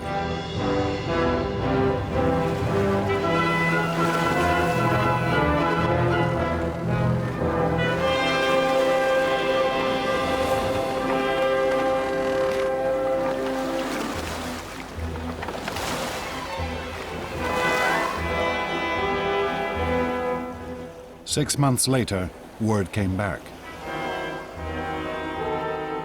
The campaign was not going as quickly as hoped. They needed reinforcements.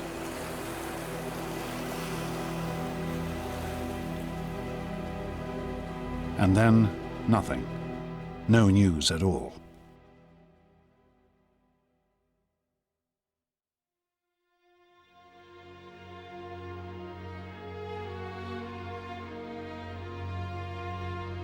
Then, in the autumn of 413 BC, a sailor arrived in the city.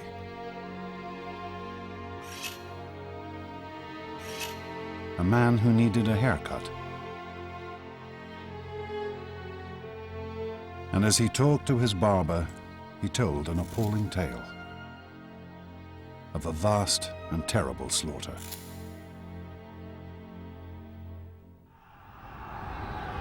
It was the story of an invading army that had been pinned down where it landed, of how its leaders had argued with each other about strategy, of how their food and water had run out, of how they'd attempted to ford a great river in a desperate attempt to escape.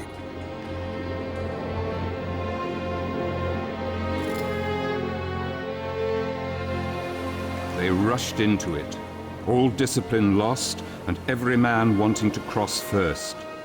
They fell over each other and trod each other underfoot, and they drank thirstily. The water was foul, but still they went on drinking, mud, blood and all, the dead lying thick in the riverbed.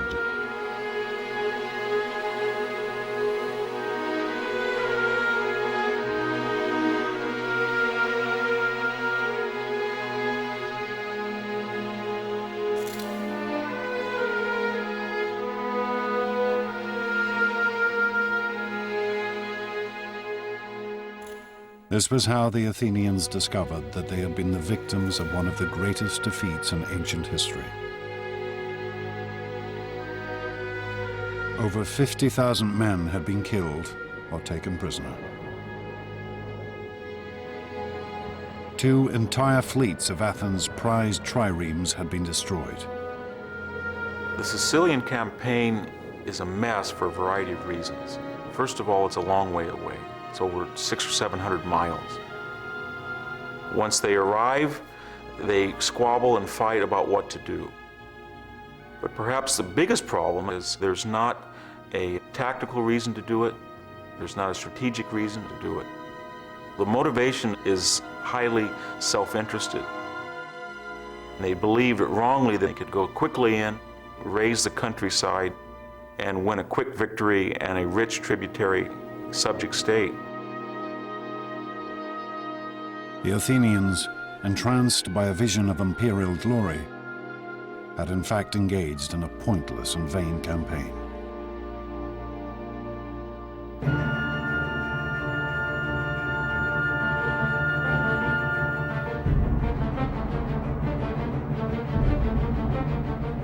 With Athens' military power now crippled, her enemies began to close in.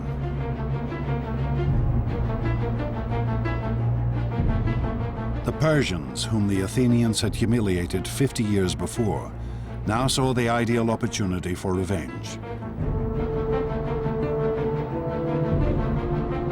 They approached the Spartans with the offer of help. The Persians have been watching this carefully, and they decide to intervene and subsidize the Spartans, and that subsidy is in the form of manpower for rowing and fleet construction. Where previously the Spartans had never been a naval nation, now they had a fleet paid for with Persian gold.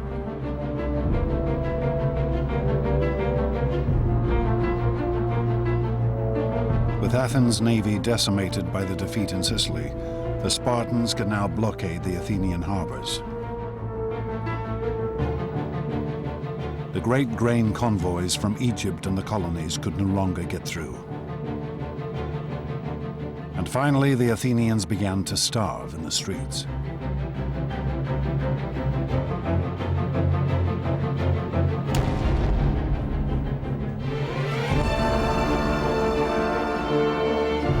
People turned to their patron goddess, Athena.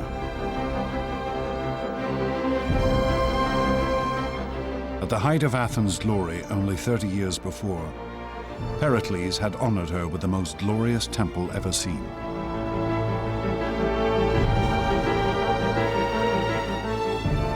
But the goddess could offer no help now.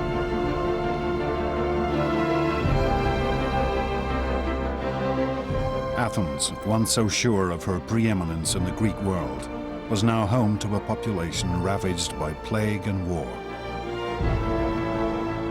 besieged and starving.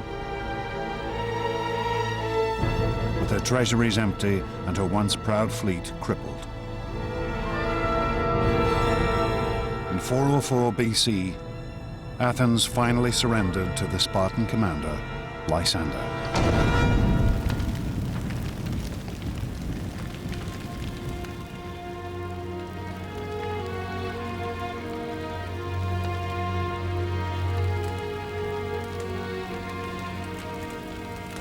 The Spartans' terms were heavy.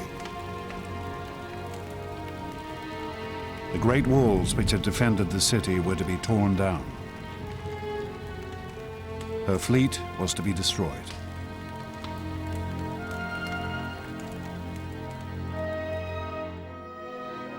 We had this wonderful scene of Lysander sailing into the Piraeus and dismantling the Athenian fleet.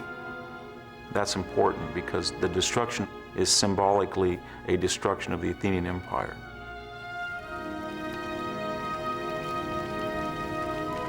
What remained of Athens' mighty navy was put to the torch, with only 12 ships allowed to remain. No longer would she rule the Mediterranean.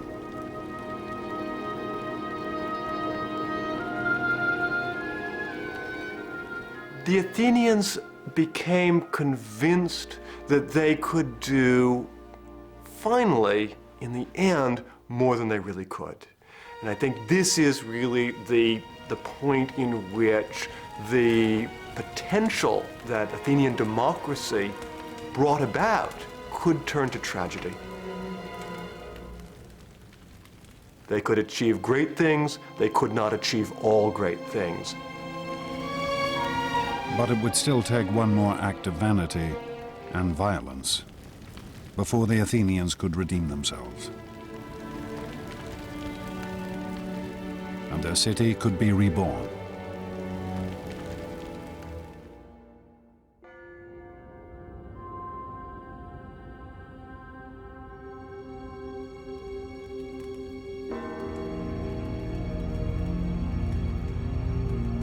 Humiliated, their empire lost, the Athenians looked for someone to take the blame for their defeat. They searched for an enemy within their city walls, someone who had dared to question their dreams of supremacy.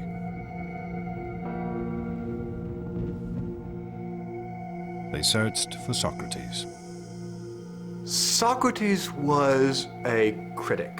He was critical of the thinking and the thought processes of his fellow citizens, and he was critical about the public affairs of Athens.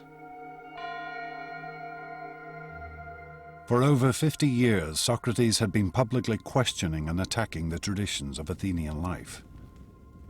And around him he had gathered a group of youthful followers. Surely this must have weakened the city's moral character, undermined her hunger for glory.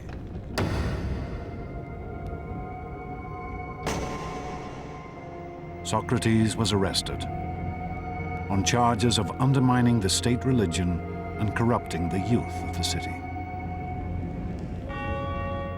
I am quite sure that especially in a relatively small society like Athens, someone who is constantly questioning the principles by which the society has traditionally governed itself will be perceived as a very major danger by at least some people in society. You can easily see that a few hundred people might want him out, and they did. The Athenians would now put to trial the one man who dared to question the way they lived their lives.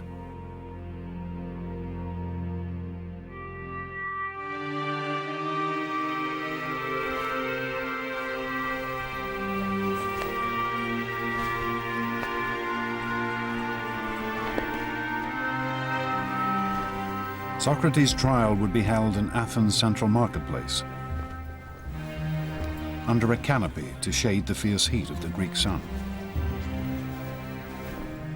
He would be tried by a jury of his fellow citizens, chosen at random, the same kind of group that had condemned 6 generals to summary execution only 7 years before.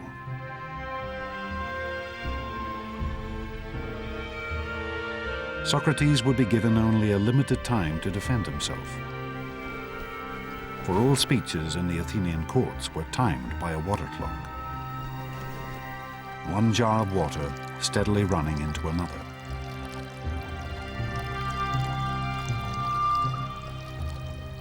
But Socrates shows no fear in the face of his accusers. In fact, he is positively stubborn. To put it bluntly, I've been assigned to this city, as if to a large horse which is inclined to be lazy and is in need of some great stinging fly. And all day long I'll never cease to settle, here, there, everywhere, rousing and reproving every one of you. It is not an approach designed to win sympathy.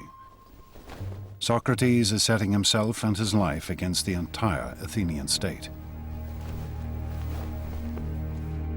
He is doing what he thinks is the right thing to do. He thinks the life he has chosen, this life of thinking for yourself, is the best life. As he says in his speech, the unexamined life is not worth living for a human being.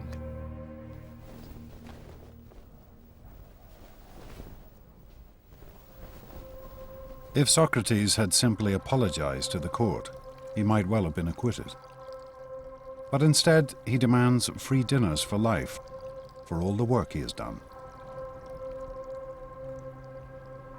I can just imagine what that jury and the audience of that trial must have thought at the time. They must have been absolutely speechless.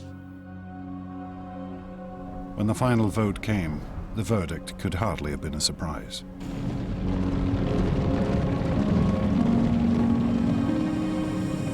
The court found Socrates guilty with the penalty of death.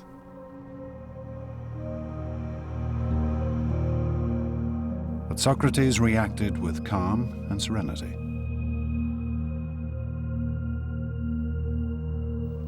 Well now, it is time to be off. I to die and you to live. But which of us has the happier prospect is unknown to anyone but heaven.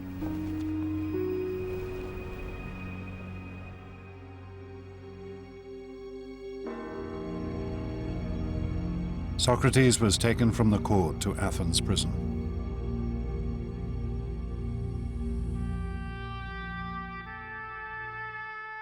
The site of this prison still exists. We can still trace the layout of the cell in which Socrates was probably held.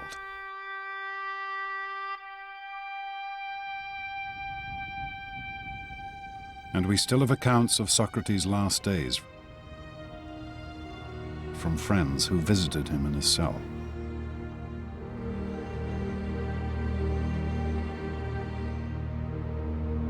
Socrates would be executed in the traditional Athenian manner, by drinking hemlock. Some of the hemlock cups used for the poison are still preserved. Death by hemlock is excruciatingly painful, causing gradual paralysis of the central nervous system.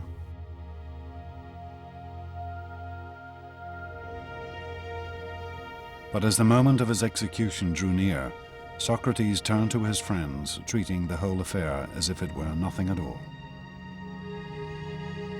For me, the fated hour calls. In other words, I think it's about time I took my bath. I prefer to wash before drinking the poison, rather than give the women the bother of washing me when I am dead. But as the hemlock was poured, his friends broke down. We have the account of one named Fido. In spite of myself, the tears came pouring down, so that I covered my face and wept broken-heartedly. And then everyone in the room broke down, except Socrates himself, who said, "Really, my friends, what a way to behave. I'm told that one should make one's end in a reverent silence. Calm yourselves and be brave."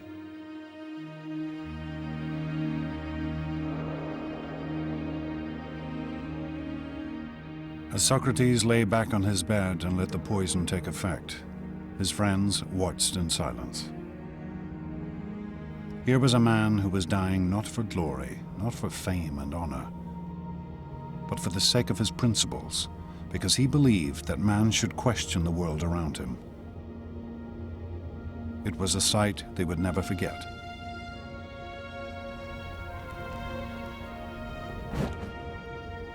Socrates, in his life and in his death, becomes a completely new Greek hero. From now on, the hero is a person of conviction, a person who will follow nothing but the dictates of his intellectual conscience, and that is a new conception of what a human being is like and what a good human being must be like.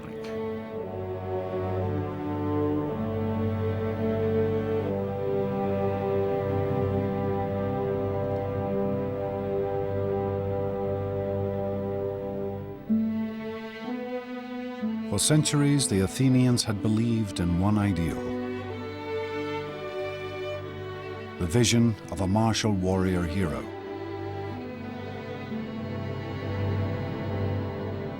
It had driven them to conquer great foes, to build a mighty empire. But now, in the depths of defeat, they discovered a new figure to venerate. effigies of Socrates have been found amongst the ruins of the Athenian prison. Perhaps offerings to the dead philosopher. Perhaps the most important lesson that Socrates left is the need to be critical and the need to be self-critical. The interesting thing that I see in Athens in the years after the execution of Socrates is this same capacity to look at themselves and recognize that they have perhaps gone too far in the past, and indeed to embrace a certain kind of maturity. Athens was never again a great imperial power. But neither did her democracy lapse again into mob rule.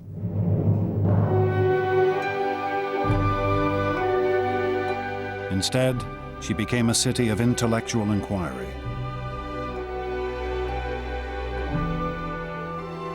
A haven of study and discussion,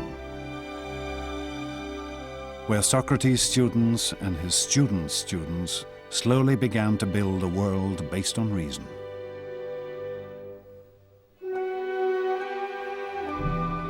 Plato tried to formulate the ideal society. Aristotle studied nature, establishing biology and zoology. And slowly the ideas and work of these Greek thinkers began to spread across the known world. One could say that a major part of the energy of the Athenians turns into building what one might call empires of thought. So where before you had Athens sending its ships to the various islands in order to collect taxes, here you have reason extending its dominion over all areas in which our lives are actually lived. Socrates' principles of reason, of questioning assumptions and the world around you, still endure.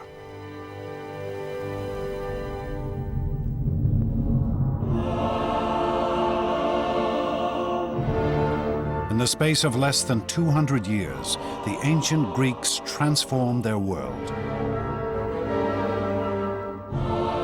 For amongst these ruins, a few great figures carved a mighty empire.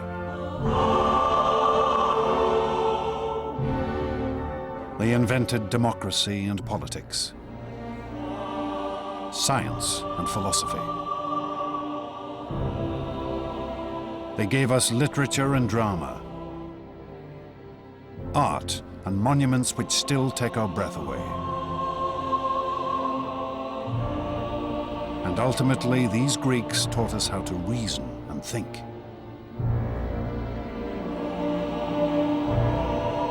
Two and a half thousand years later, their astonishing achievements continue to shape our world.